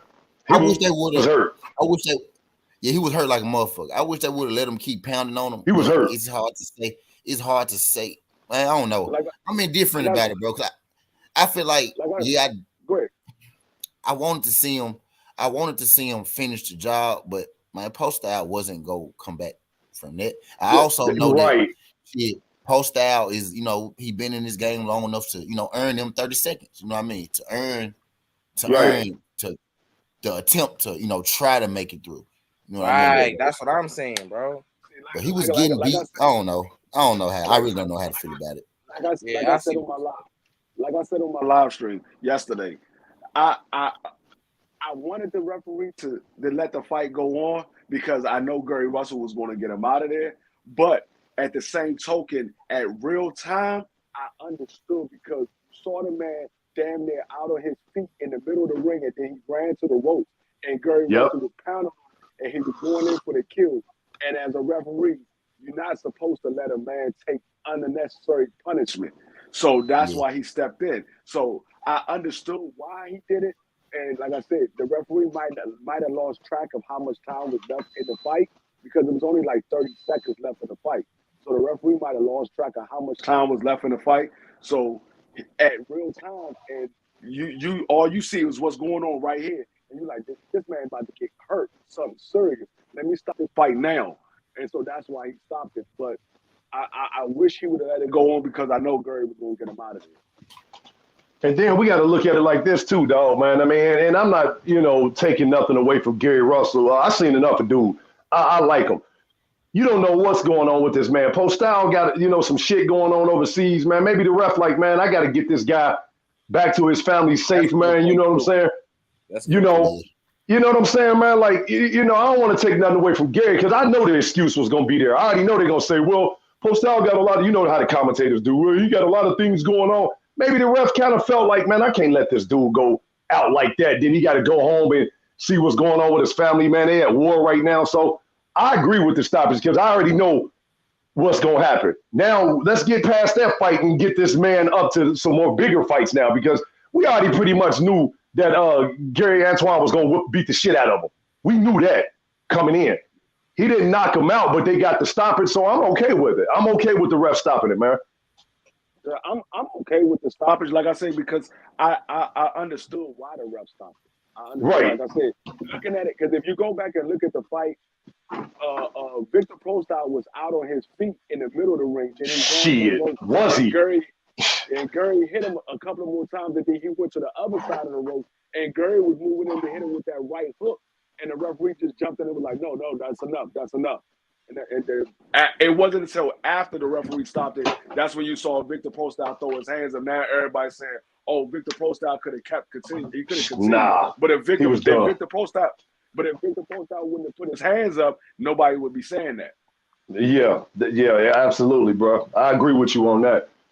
Definitely agree with you on that. I think that, man, and then I know these fighters want to go out on their shield and they want to get knocked out, man, and but I think the ref did a good job. The only thing I don't like, man, is when the refs stop these fights or when the ref give these long counts because you see the inconsistency in the certain fights, certain bouts, You know what I'm saying? That's the only thing I don't like. But, I ain't going to come down on the ref for that shit, man, for real. I'm not, and shit, had him rope saved him, man, he would have been a flat on his ass. Like I said, I wanted him to let it go, but I understood why he did it. Now it's totally different from the Sean Porter fight when Porter was Italian. Because Sean Porter wasn't hurt like Victor Prostal was hurt. Yeah, that was Kenny Porter, man. Victor Prostal was seriously hurt. Sean Porter wasn't hurt like that. He got dropped and he got back up. He got dropped again and he got back up. Right. That was Kenny Porter. Nah, I don't agree with that shit. You don't think that was Kenny Porter? No. Kenny stopped the fight, but I think Porter, after the second knockdown, something was a little different. Sean? Exclusive. Can we agree that Postal was more hurt than Sean Porter though? I don't know because I didn't get the opportunity to see Postal like on his ass type shit. You know what I'm saying? Like I don't know. His eyes was gone though. I gotta rewatch it. I gotta rewatch the Postal. I gotta rewatch it because in real time, I'm just looking at. In real time, I was kind of like I stopped paying attention to the fight a little bit. Then I seen, oh shit, this nigga. They gave him the count. I'm thinking they gonna count it, but they stopped it. I can tell you how the fight went when they was in the middle of the ring. Now, I watched the whole fight, but at the last minute, I'm talking about like at the last round, like I think he was going like I'm thinking it's going to the cards. So he was going to the cards, yeah. Yeah, so at that point, in the 12th round, I'm like, nah, I ain't. You feel me? This how you could tell that Victor Prostar was more hurt than Sean Porter. When he got hit, his whole body crumbled like it was going down, but his legs wouldn't let him fall. And then he stumbled over to the ring, to the rope, and Gurry hit him again, and he stumbled to the other side of the rope. He was hurt. The man was done. With Sean Porter, when Sean Porter went down, he got back up. He got dropped again. He hit the canvas and got right back up. He didn't stumble at all. He got right back up. He looked right over at his daddy. He looked right over at his daddy. Daddy, what you want to do? And that's when Kenny Porter threw that towel in. Sean Porter was retired. He was retired before he got in that fight, man. You know, now you get all this shit coming out. No. Hold on. I'm giving Bud credit, dog. But I'm not. This ain't got nothing to do with Bud. You can't say you give him credit and then say Bud. Come on, bro. This ain't got nothing to do with Bud, dog. Hold on. Listen to what I'm saying. Technically, Sean Porter was retired though. But he said it. Yeah, he did say it. That's a fact. It's a fact. He said win, lose, or draw, he was retiring anyway. I had Bud beat him. He fought Earl Spence, then he fought Formella. He was done. I wanted Bud to whoop his ass. I mean, you know, I had Bud beating him. I'm not taking nothing away from Bud, but I'm looking at how he moved. Man. Yeah, I did too. I wanted Bud to beat the shit out of him. And if you would have looked at our live streams that we did after the fight, we said the same thing that we said about Antoine. We said Kenny Porter robbed Bud Crawford of a knockout. Yeah. Hell yeah. Now, I can agree with that. Yeah, I would die. Exclusive. I wanted Bud to whoop his ass. So it has nothing to do with Bud. And that's what I keep trying to tell the Bud fans. We like Bud in the ring. We don't like Bud outside the ring. So it has nothing to do with I don't like Sean. Man, bro, I wanted Sean Porter to put him through the ground. I mean, I wanted Bud Crawford to put him through the ground. You know what I'm saying?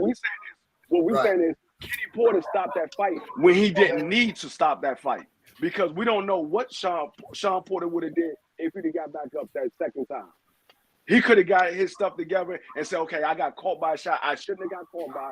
I'm not going to make that mistake again. We don't know what would have happened. That's why everybody said, do you think Bud would have knocked him out? I don't know because the fight didn't continue. I don't know. I know that he wasn't hurt, and he said it. He said, I was more hurt by getting hit by Earl than I was by Bud. And on top of that, if you look at the fight, man, say he got out of that round, right? Bud would have probably either been up on the cards or probably tied the cards right there. So now you got to fight because you're going into these last championship rounds, and then he probably would have knocked his ass out on it in the next round. You know what I'm saying? So we got to look at it like that too. But needless to say, I think Kenny Porter, you know, robbed him of getting that knockout because he didn't want to see his son, you know, and I understand because I wouldn't want to see my son get out there and be like, nah, man, let me stop this shit because he trained with them, whatever. But before that fight, he already said that I win, lose, or draw, I was retired and shit. I ain't taking shit away from Bud. I wanted Bud to beat the brakes off him. Nah, bro. He did what he was supposed to do. He got his ass up out of there. But it was still a kind of like, you know, controversy with that Kenny Porter shit. It was bittersweet. It was bittersweet. Me personally, I didn't care who won the fight. I didn't like neither one of them personally as my favorite boxers. I mean, I like Bud what he do in the ring, but I don't like him. I don't like Sean Porter, and I used to rock with Porter because he a company man now, and the shit that comes out of his mouth. I don't like Sean Porter either. I don't like Sean Porter at all. I don't like nothing about Sean Porter, but like I said, I don't like. Y'all hear some music? Y'all hear some music? Nah, I don't hear shit. I used to rock with Porter because he's from Ohio, but you know what I'm saying? You know, these dudes get into this limelight and start saying shit that they shouldn't be saying, man, you know, because they can't be themselves and shit. You know, they want to sit up here and critique another fighter and talk that shit. But then when you know what I'm saying, then you turn around and do some old asshole embarrassing shit. You know what I'm saying? You know, I don't like that. You know, as a man, like, you know what I'm saying? I don't appreciate that. I understand, you know, you're gonna talk to your shit, you know, to a different level. But when you get up here and start tap dancing in front of these people, man, because you got a little podcast and you sitting on national TV and shit, you know, looking like a motherfucking Andre 3000 and shit. You know, I don't like that shit. A fucking marble. Yeah.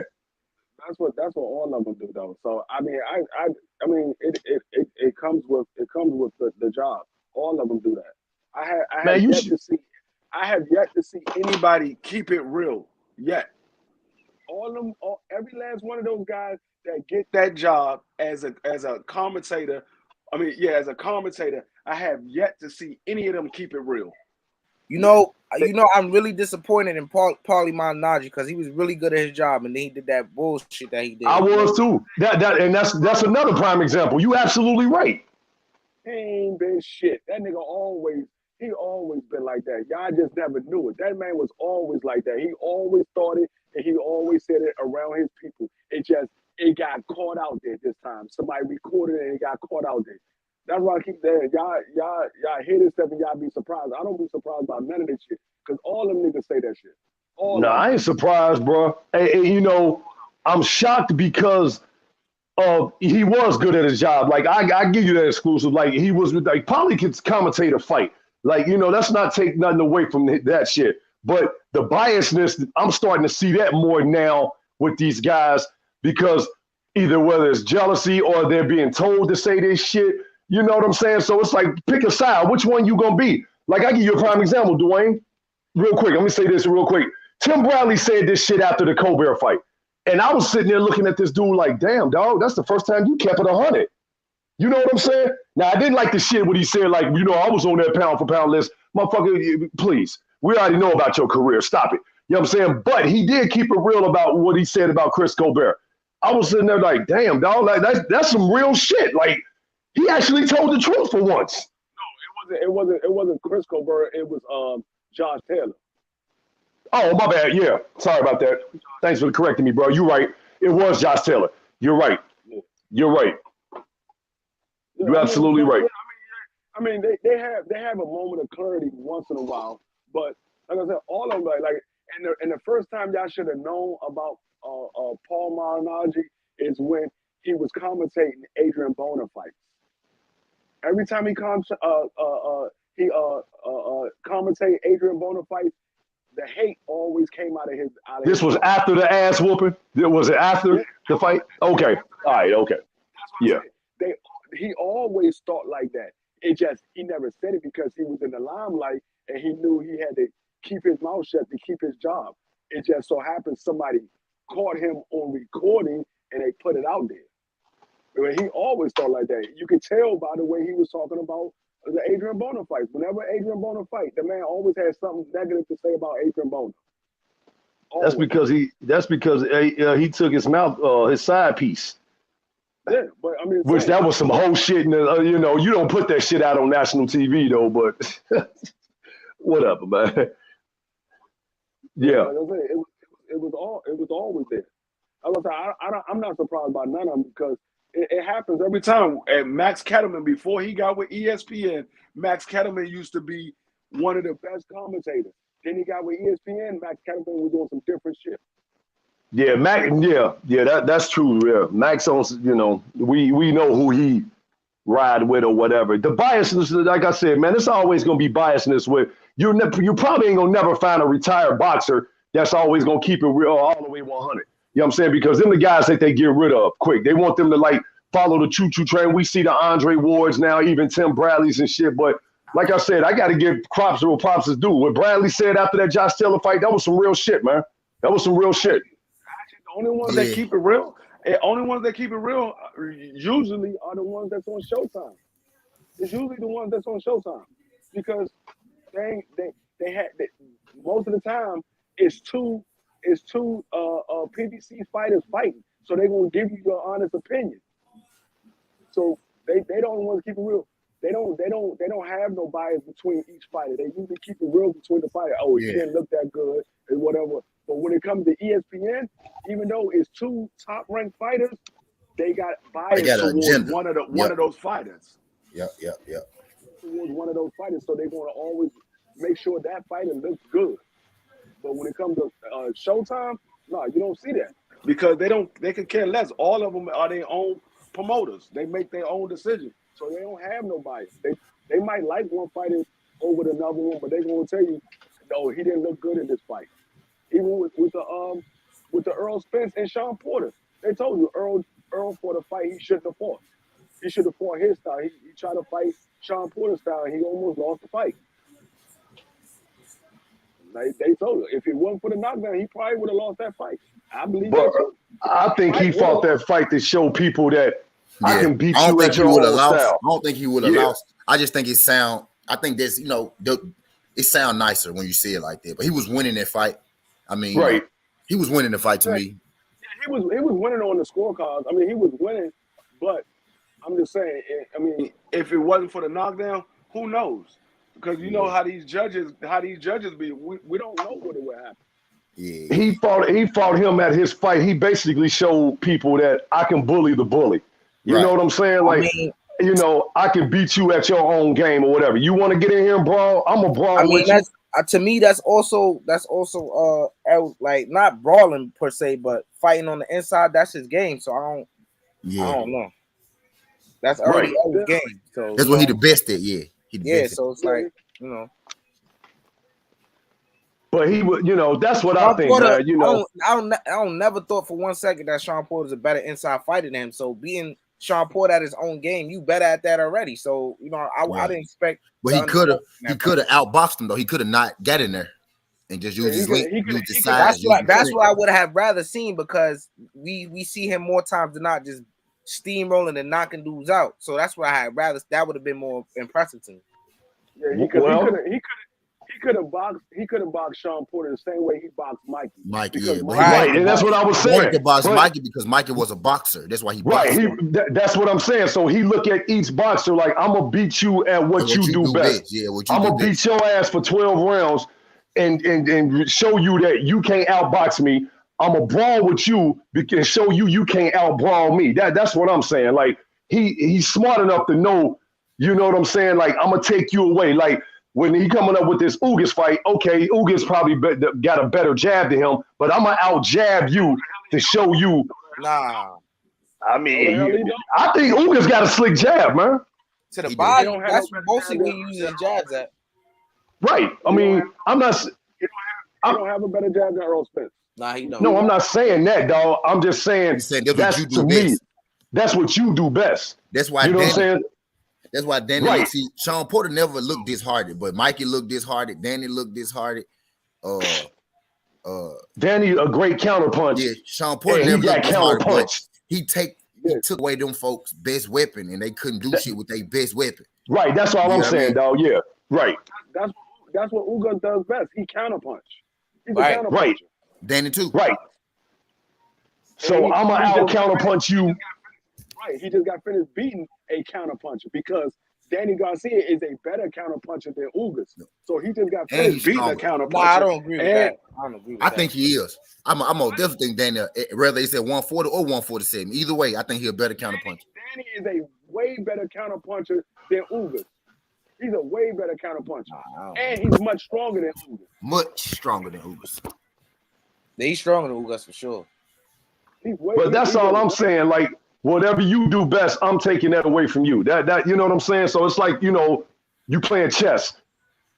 Yeah. I know you gonna go here and do this, but I'm gonna take that shit away from you. I wasn't saying like Ugas got a better jab than Earl. I'm just saying he can jab, but I'm gonna take your best attribute away from you. That's all I'm saying. I might have said it wrong, but that's all I'm saying. Yeah, but the thing is, like I said, Ugas is smaller than Earl. So Earl got 4 inches on the arm reach, and I mean the height advantage is only by 1 inch. But Earl is a bigger fighter. His body frame is bigger. His arm reach is bigger. He's taller. He's a better boxer. Yeah. Earl is better than Ugas all the way around. That's why a lot of people say 60-40. I keep telling everybody it's not a 60-40. It's a 75-25%. I got EJ winning 75%. I got Ugas' chances of winning 25%. I think it's a statement fight. I think this is going to be a statement fight. I think this is going to be a statement fight for him. Like I said, I never say a boxer is going to, be out of a fight, but he got to punch his chance, man. But it's slim to none when you fighting against a guy like that, man. He ain't got no punch chance because he ain't got no punch. I mean, you never know, man. He got 12 knockouts and 31 fights. He don't have a punch chance. He got 12 knockouts in 31 fights. Actually, I know it's gonna be 35. hard as hell. I know it's gonna be hard as hell to beat a guy like that, you know. And don't get me wrong, I'm man down all way, you know what I'm saying? But you know, I just think I don't that think when that fight gonna be easy for nobody at 47. right, I don't think it's gonna be easy, you know what I'm saying? You know, but I think Earl gonna win, but I don't think it's gonna be Fact. easy. Okay, y'all might not think it's gonna be easy, but Earl gonna make it look easy. Watch what I Yeah, tell he you. gonna yeah. Now I can agree with that statement. Yeah. He's gonna make Think it He it's, look gonna make it look I easy. don't think it's gonna be easy because Ugas trash. Ugas is a good fighter. I think Right, I think Earl gonna just figure him out. I think he gonna figure him out and he gonna make it. right. Because look Ugas easy. ain't trash, man. Nah, you hell say no. Ugas, you say he's a good fighter. Do you think he's a better fighter than Danny Garcia? Do I think he's a better? Yes. No, I think Mm. he's equal. I Yes. think he's equal At to Danny. 147, yes. I think he's equal to Danny. Yeah, Dwayne. I might have to agree with that. I think he is a better Nah. fighter than Danny Garcia, man. I think Danny stopped Ugas. You think Danny Hell. stops Ugas? Yeah, I Hell. think Danny stopped Ugas. How, T? I believe he's power. He's a counter puncher. They are two counter They punchers. both fighting. counter punches. Ugas, right? They two counter punchers fighting, but Ugas engage more than Danny does. So that means Ugas is going to be there to get counter punch Right. because he's engaged. He engaged more than Danny does. Danny Right. don't look to be the first one to throw a shot. Ugas would do that at times. So he's going to be there for Danny to hit. But like I said, y'all think Ugas is a better boxer than Danny? I don't think I so. think so. I ain't gonna fall to the Manny Pacquiao shit because Danny would have stopped that Manny Pacquiao. I ain't gonna follow to the Manny Pacquiao shit either, man. I'm giving props where props is due, man. This dude, to me, he earned Oh, the right. let's be real now. Danny Garcia would have stopped Manny, bro. I don't know about that shit. Mine would have stopped Manny, bro. That's easy to say because See, I ain't. that's easy to say because Ugas just beat him and nobody. I didn't think he was gonna beat Manny Pacquiao for damn sure. And we ain't seen Danny. I knew he was. I didn't want to believe it because I'm a Manny fan. And we ain't seen Danny after the fight, man. We don't know what this guy because it seems like every time somebody fight Errol Spence, they ain't never the same. I want to see Danny get back into the ring and where he's at now, man. Because to me, Danny's still a good fighter, but as time keep going on, man, and you ain't back in the ring, our last memories of Danny is getting his ass whooped. Now, before Earl, I would say, yeah, Danny stops him. Now that's what I was about to say. That's what I was about to say. Before Earl, before the fight. Listen. You said the last time we saw Danny, he got his ass whooped. That was Earl at 75%. Right. But what I'm saying to Dwayne, before Earl, Danny was still considered one of the elites. So when you saying he would stop Ugas now, we ain't seen Danny in what, 2 years now? Is it going on 2? No. What I'm saying is, Danny, when he fought Earl Spence, he was considered one of the elites at welterweight. Yep. Earl beat him like nobody else have ever beat Danny at 75%. Earl said he was 75% back. Earl beat him like nobody else have ever beat him. Right. And so I'm asking you now, would Danny stop Ugas? No. If Danny would have fought Ugas that night, Danny would have knocked Ugas out. Okay. Yep. Right, I agree. Now, I don't agree with Danny that, Danny now. How y'all gonna say that? This man didn't even knock out Red Cash, bro. What's his best win at 147, bro? He didn't knock out. Who we talking about? He did not. What's Ugas' best win for? I mean, Manny Pacquiao, I guess. But no. Fuck that. What's Ugas' best win at 147? We all know what it is. Sean Porter and Pacquiao. He lost to Sean Porter. I know he lost, but Sean Porter. But he really won that fight. He lost though. What is Ugas' best win at 47? Controversy, quote unquote. It's Manny. He's Manny, bro. You can't say Porter because he didn't beat Porter, so you can't say Porter. What was his Manny beat Porter, man. And that win over Manny Pacquiao is better than any win at 147 that Danny Garcia has. And that's fact. 42-year-old Manny Pacquiao that everybody already knew was over and done with. He was already a champion, though. He beat Keith Thurman for that WBA belt. He did. He beat Keith Thurman 3 years ago. He still beat him, though. He was one of the top guys. Errol Spence was going to fight him, though. So you was gonna use Right. that same excuse if Earl It Spence wouldn't beat have been Earl Spence's best win either. Hold on. Nobody would have said that dumb shit. Nobody would have said that. At that time, when Keith Thurman fought Manny Pacquiao, you saying Ugas would have beat Keith Thurman at that time? Nah. Against Keith Thurman, I that's don't wanna hear different. that But this is Danny I don't wanna hear Garcia. that shit. That was 3 years ago. I don't want to hear that shit. That was 3 years ago. I'm talking about what is Ugas' best win? Because you can't say a 42-year-old Manny Pacquiao. They Because said everybody Omar used to Figueroa.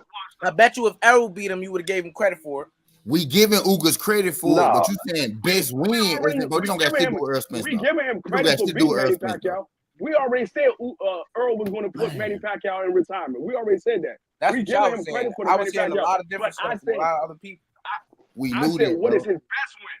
I said, what is his best win? You When I said, just what's told Danny's you, I best know. win? What is Ugas' best win? He said Omar. Just do say Omar Figueroa. Right. Come Of on. that Just level. do say Omar Figueroa Yeah, of that level. at Yeah. that level. But what I'm saying is Danny now, and we ain't seen him. Last time we saw him is he looked discouraged and got his ass whooped. I don't think he beats Ugas.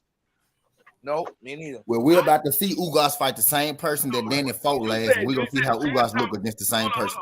DP, you said the last time we saw Danny, he looked discouraged and he got beat. That's against the best in the division. Right. That's all I'm saying. That's the best in the division. Right.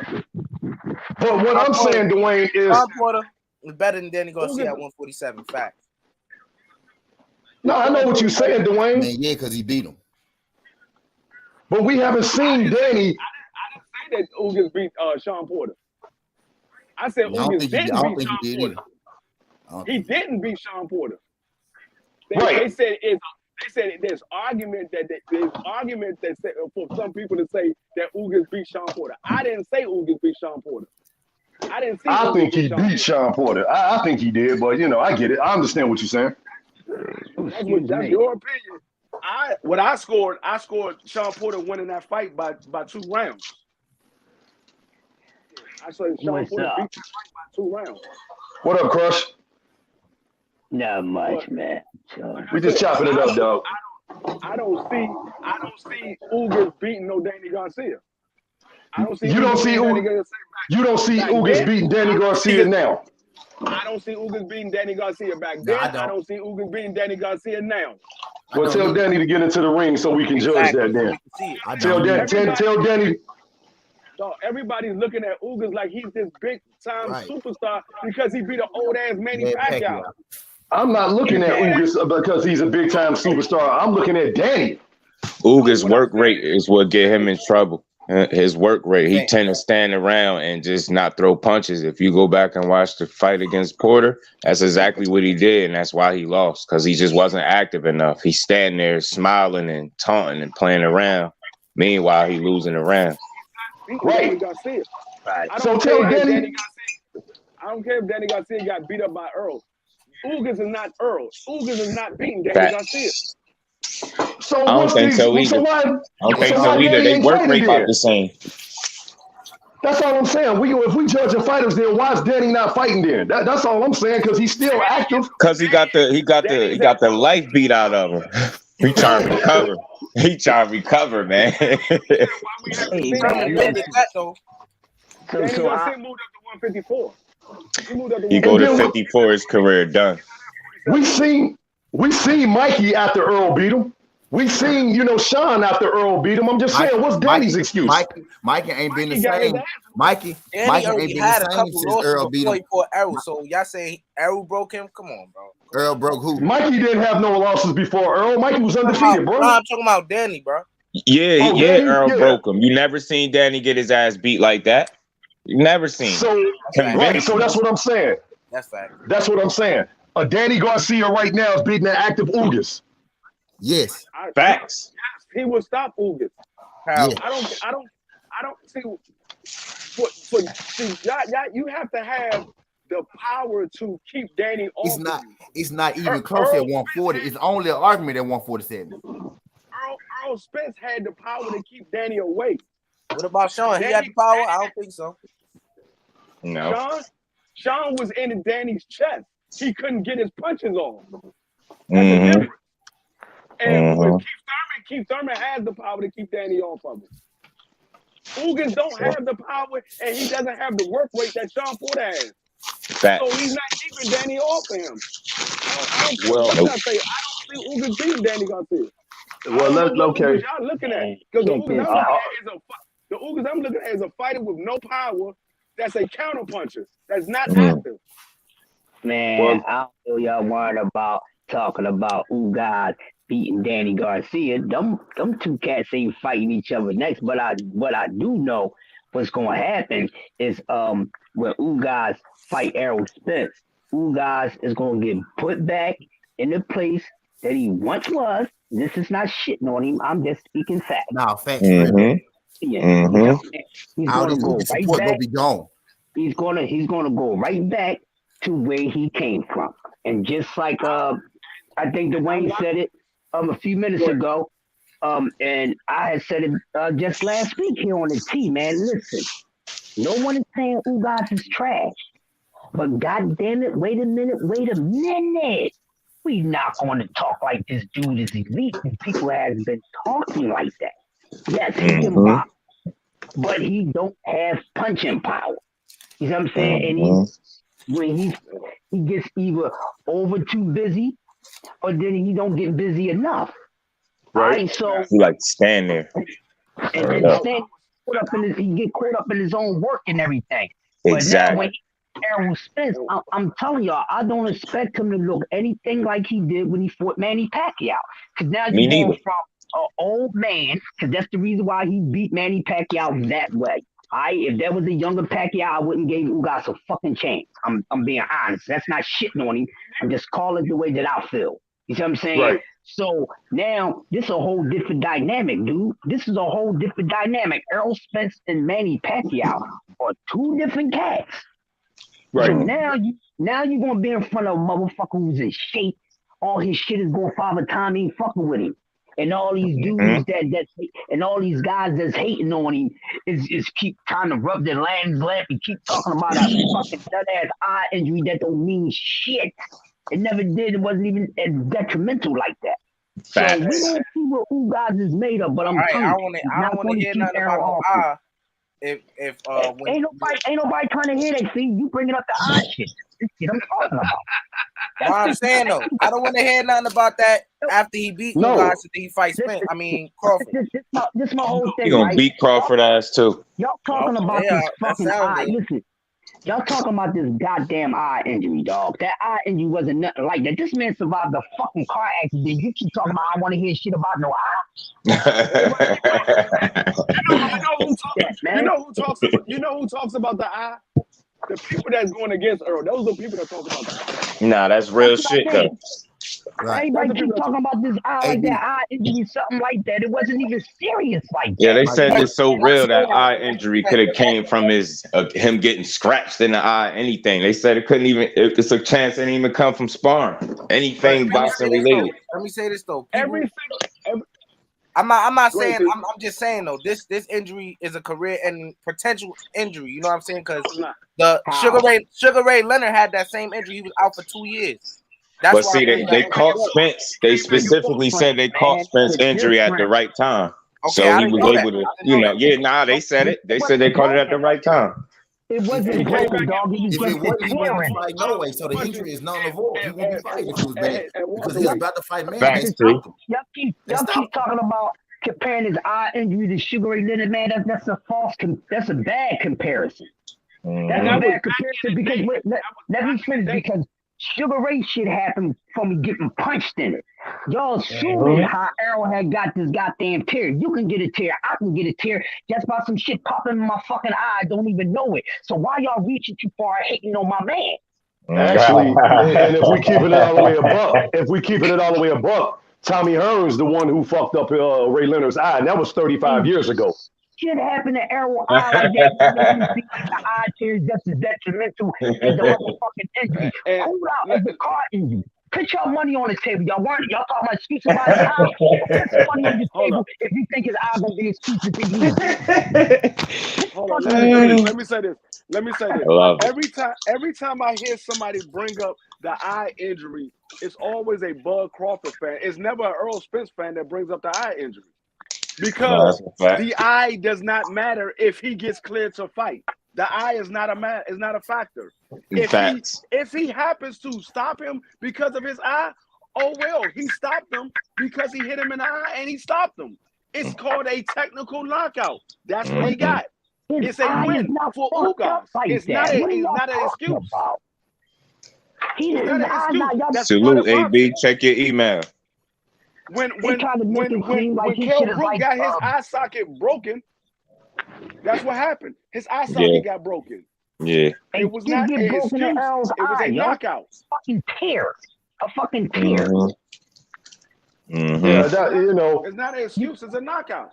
that's deflection. That ain't nothing but deflection, man. And when you're a fighter and you large like that, yeah, they gonna hate on you. They gonna say all this shit. And I agree with you, Crush. They talk more about the eye injury than the car accident. Some of the car That's a accidents they fact, could have. yo. And think about this.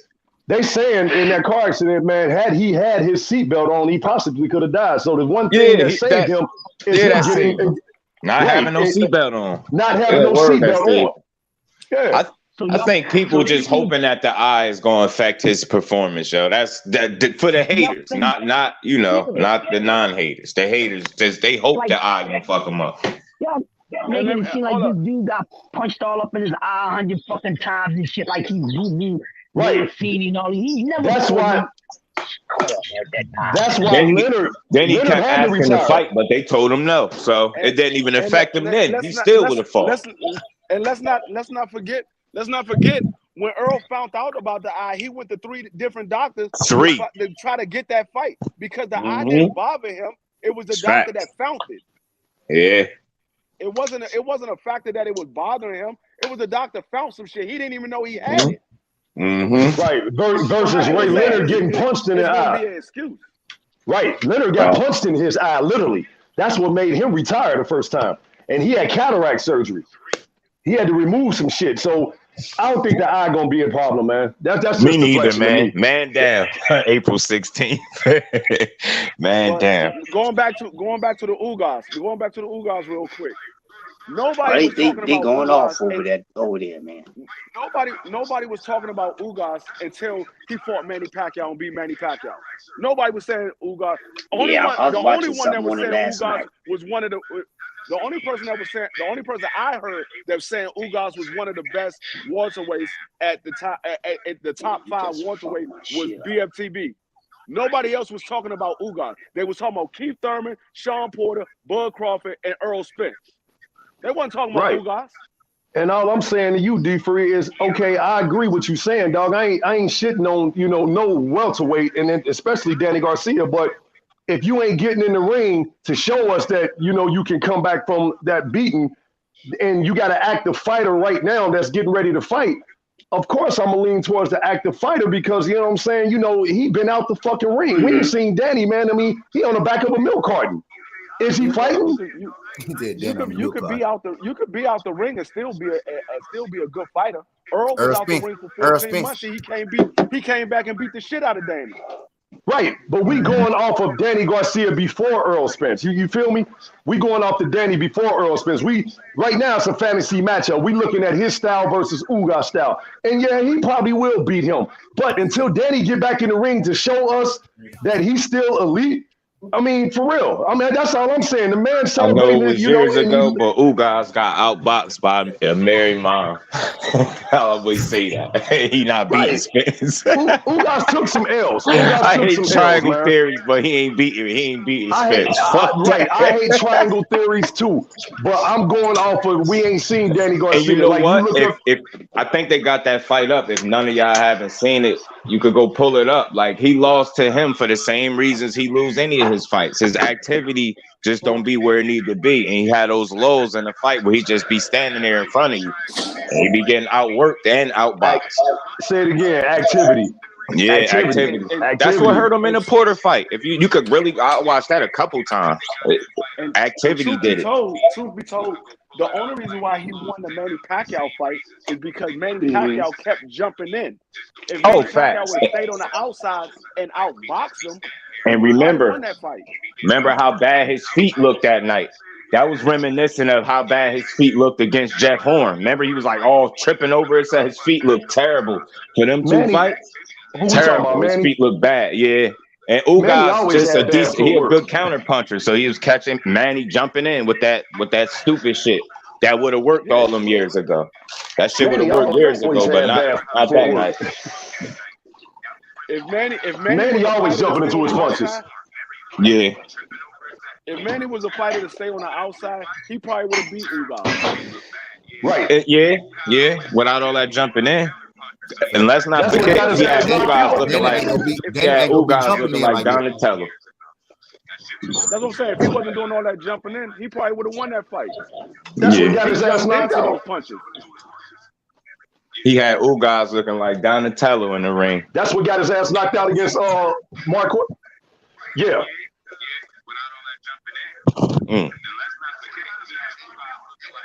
Oh shit! The next thing you know, he in the air doggy style. I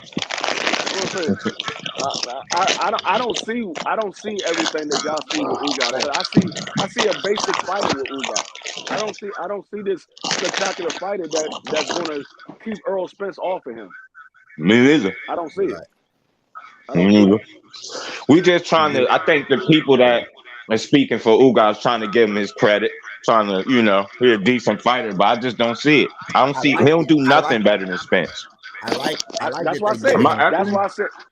That's why I said give him his credit. I want them to keep the same thing when after him and Earl fight. All their credit y'all giving Ugas, keep that shit, bro. For after when Earl beat him, I need y'all to put their respect on Earl too. Oh, I've been putting respect on Earl, bro. I'm not saying he's gonna beat Earl Spence at all. I'm talking to the people who gassing up Ugas right now. I want y'all to keep that up. When Earl beat him, remember who he beat. Remember he beat the guy that beat Manny Pacquiao. Remember that. Right. Remember that. I'm giving dude all credit in the world, man. You know what I'm saying? I'm giving, I think he gonna beat him. I think he gonna beat him to make a statement. I think he, get him up out of there. But I'm let's see it. I'm not gonna take nothing away from Ugas is deserving of his flowers right now. Yeah. But I ain't saying he gonna beat Earl Spence now. Don't get me wrong. No. He deserving of this opportunity because he beat Manny Pacquiao for the Super WBA title. He deserving of the opportunity. I just don't think he has a chance, but a 25% chance to beat Earl Spence. And that 25% is if the eye comes into the fact and he gets stopped because of his eye. That's the only way. I don't think that eye is gonna be a problem. I don't see him beating Earl on the scorecards. I don't see him beating Earl by a knockout. It's not happening. I don't think that eye gonna be a problem, man. I think that's a deflection because I don't think it's gonna be a problem. I just say if he hit him and by chance it does affect him, then he stopped him. But it's not an excuse. He did what he was supposed to do. He stopped him. It's not an excuse. Because the doctor cleared him, so the eye was good enough for him to fight. So if he hit him and the eye happens to go left, he stopped him. Yeah, I always say that eye injury was a blessing in disguise. The timing in which they called it better in training camp or some shit than in the fight. So I think he gonna come back. I know Spence pissed off. I know he pissed off. He missed that Manny Pacquiao bag. He about to make Ugas feel it, man. No doubt. He gonna make his ass feel it for that. Nigga, man, he gonna get his ass. I'm gonna be happy to see just the name alone and him having the title Ugas I'm talking about. That's adding another notch to Earl Spence's resume. See what he said? Keep doubting me. You know what else I heard? I heard that somebody said that Ugas was more hungry than Earl. Do y'all know how close Earl is to being undisputed? Facts. Earl hungry as shit. He got two more fights. He 2 fights away. 2 fights away from achieving his dream. My question would be, when has Earl never not been hungry? People like when it comes to that This is dude, what I'm saying, when it man. comes to that dude, people like to throw out a lot of shit, and most of that Random shit shit. A lot don't of be making sense, bullshit. bro. Fact. When To has say Earl never anything. showed you? But won't say, well, Earl be out of shape. If Earl never said nothing, you wouldn't have known that because his performance is 10 Facts, man. 12 O's. Don't say that. You know what I mean? Facts. that 11 knockout streak don't say it either. He was Right. punching through everything. And they was talking about he on steroids and stupid shit like that. His nipples too big. Bullshit. I think some people just really don't like Spence. For whatever reason, man. They don't. I don't see why though. He stay out the way. He not on social media. He don't talk too much shit. He talk just enough shit. I could tell you why they don't like Spence. Because he beat their favorite fighter. Ah, yeah, there you go. Earl Spence will beat their favorite There you fighter. go. That's why they don't like him. There you go. He will beat their favorite fighter. Facts. He ain't being no Facts. Crawford though. That's Somali fact. at the same time. I love Crawford, but I We think he mainly gonna beat him too. mainly talking to the Crawford fans. Uh-huh. Yeah, they've been attacking Somalia. They don't get it. I like both of them dudes, Spencer and Crawford. I've been watching Crawford since he had them little ass twists in his head, man. A lot of people don't even remember I Crawford be with telling the Bud twist. Crawford fans, I ain't never watched your favorite fighter and hoped him to lose. I bet you can't say the same thing. Now that's a fact. I ain't never rooted against Bud ever. Alright, And bro, all 38 of them fights. I ain't on that shit, bro. I ain't rooting against them. I like both of them dudes. I just lean towards Spence. I can tell you this right now. I ain't never rooted against Bud because they ain't never put him in a ring for him to with a fighter for me to root against.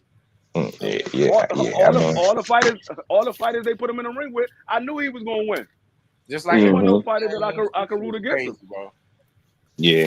So y'all thought Mikey Garcia was gonna be Errol Spence. Y'all thought Danny Garcia was gonna be Errol Spence. Who? That's what y'all if you realistically are you watching boxing like year after year type shit, and you thought Mikey Garcia was gonna be Spence, I question your boxing knowledge. I swear to God. My thing is, but he just said they ain't never put nobody in the ring with Crawford. No. He's gonna win or not. Okay, let's reverse that. I saw what you did there because what you doing is Earl's so good. Of course, we didn't think the was gonna be him. That's not the same case with Bud, bro. Them guys not on his level at all. They're not even close to his level, bro. So y'all ain't think Sean Porter was gonna beat Crawford? Danny Garcia. Danny Garcia is near Earl's level. Motherfucking Benavidez is nowhere near Bud Crawford's level, bro. Danny Garcia. Now I'm gonna keep it 100. I'm gonna keep it 100. I don't think Danny Garcia will beat Bud Crawford on the points, but I think Danny Garcia has a puncher's chance of beating Bud. That's true. I think so too, but I think Bud embarrass him. Kill that man, bro. Crawford embarrass him. I think so. That's what I'm saying. I think Bud Crawford will beat Danny Garcia, but I think Danny Garcia has enough power and he's a counter puncher that is a possibility that he could catch Bud with something and knock him out. Yeah, I agree. Bud was dropped by Mean Machine. That's facts. He was dropped by he got clipped pretty good. And he was wobbled by Gamboa. Gamboa pretty bad. Yeah, pretty good, should I say. Yeah.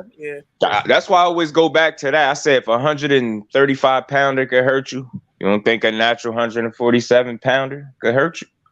I think so. I think Spence work rate and his discipline to get him, somebody who was breaking it down. Cool Boy Stat broke it down. Said Crawford got kind of that street fighter kind of style. My thing is you could lure Crawford into a fight and get him to fight you. Sean Porter did it. And when they went into those exchanges, who was winning? Wasn't Porter. Wasn't Crawford. Crawford was losing some of them exchanges. So my thing is if you can force him into a fight, Spence gonna fight how he want to fight. I think he chose to fight Sean Porter the way he fought him. He said it before the fight. I'm gonna beat you at your own game. And he did it. I don't believe that shit. He said it though. He said that's why I go off. If you tell me something before a fight and you actually do it, I respect it. He said I'm an outbox Mikey. Mikey. He said I'm a bully Sean Porter. Facts. He him in the bully style. Facts. That's why I give him so much credit for his win. It's the way he beat him. When you beat a person at what they do best, that's respect right there. But he's always been a better inside fighter than Sean Porter, so I don't. But I'm talking about in terms of the style. Like he always been a better boxer too. But he chose to fight him on the inside, which will be a hard fight. Put it this way: him fighting the way he did gave Sean Porter a better chance, and he still beat him. You see what I'm saying? He still beat him. That's how I look at that. Porter gonna be tough for anybody that, you know what I mean, going back and forth with him. Like, he just that type of fighter. Y'all gotta understand, Earl is one of the few guys in the sport of boxing that can fight at anybody's style. And I believe that. I really do. That's why he's special. Not fight a different style, that fight at anybody's style. Mm-hmm.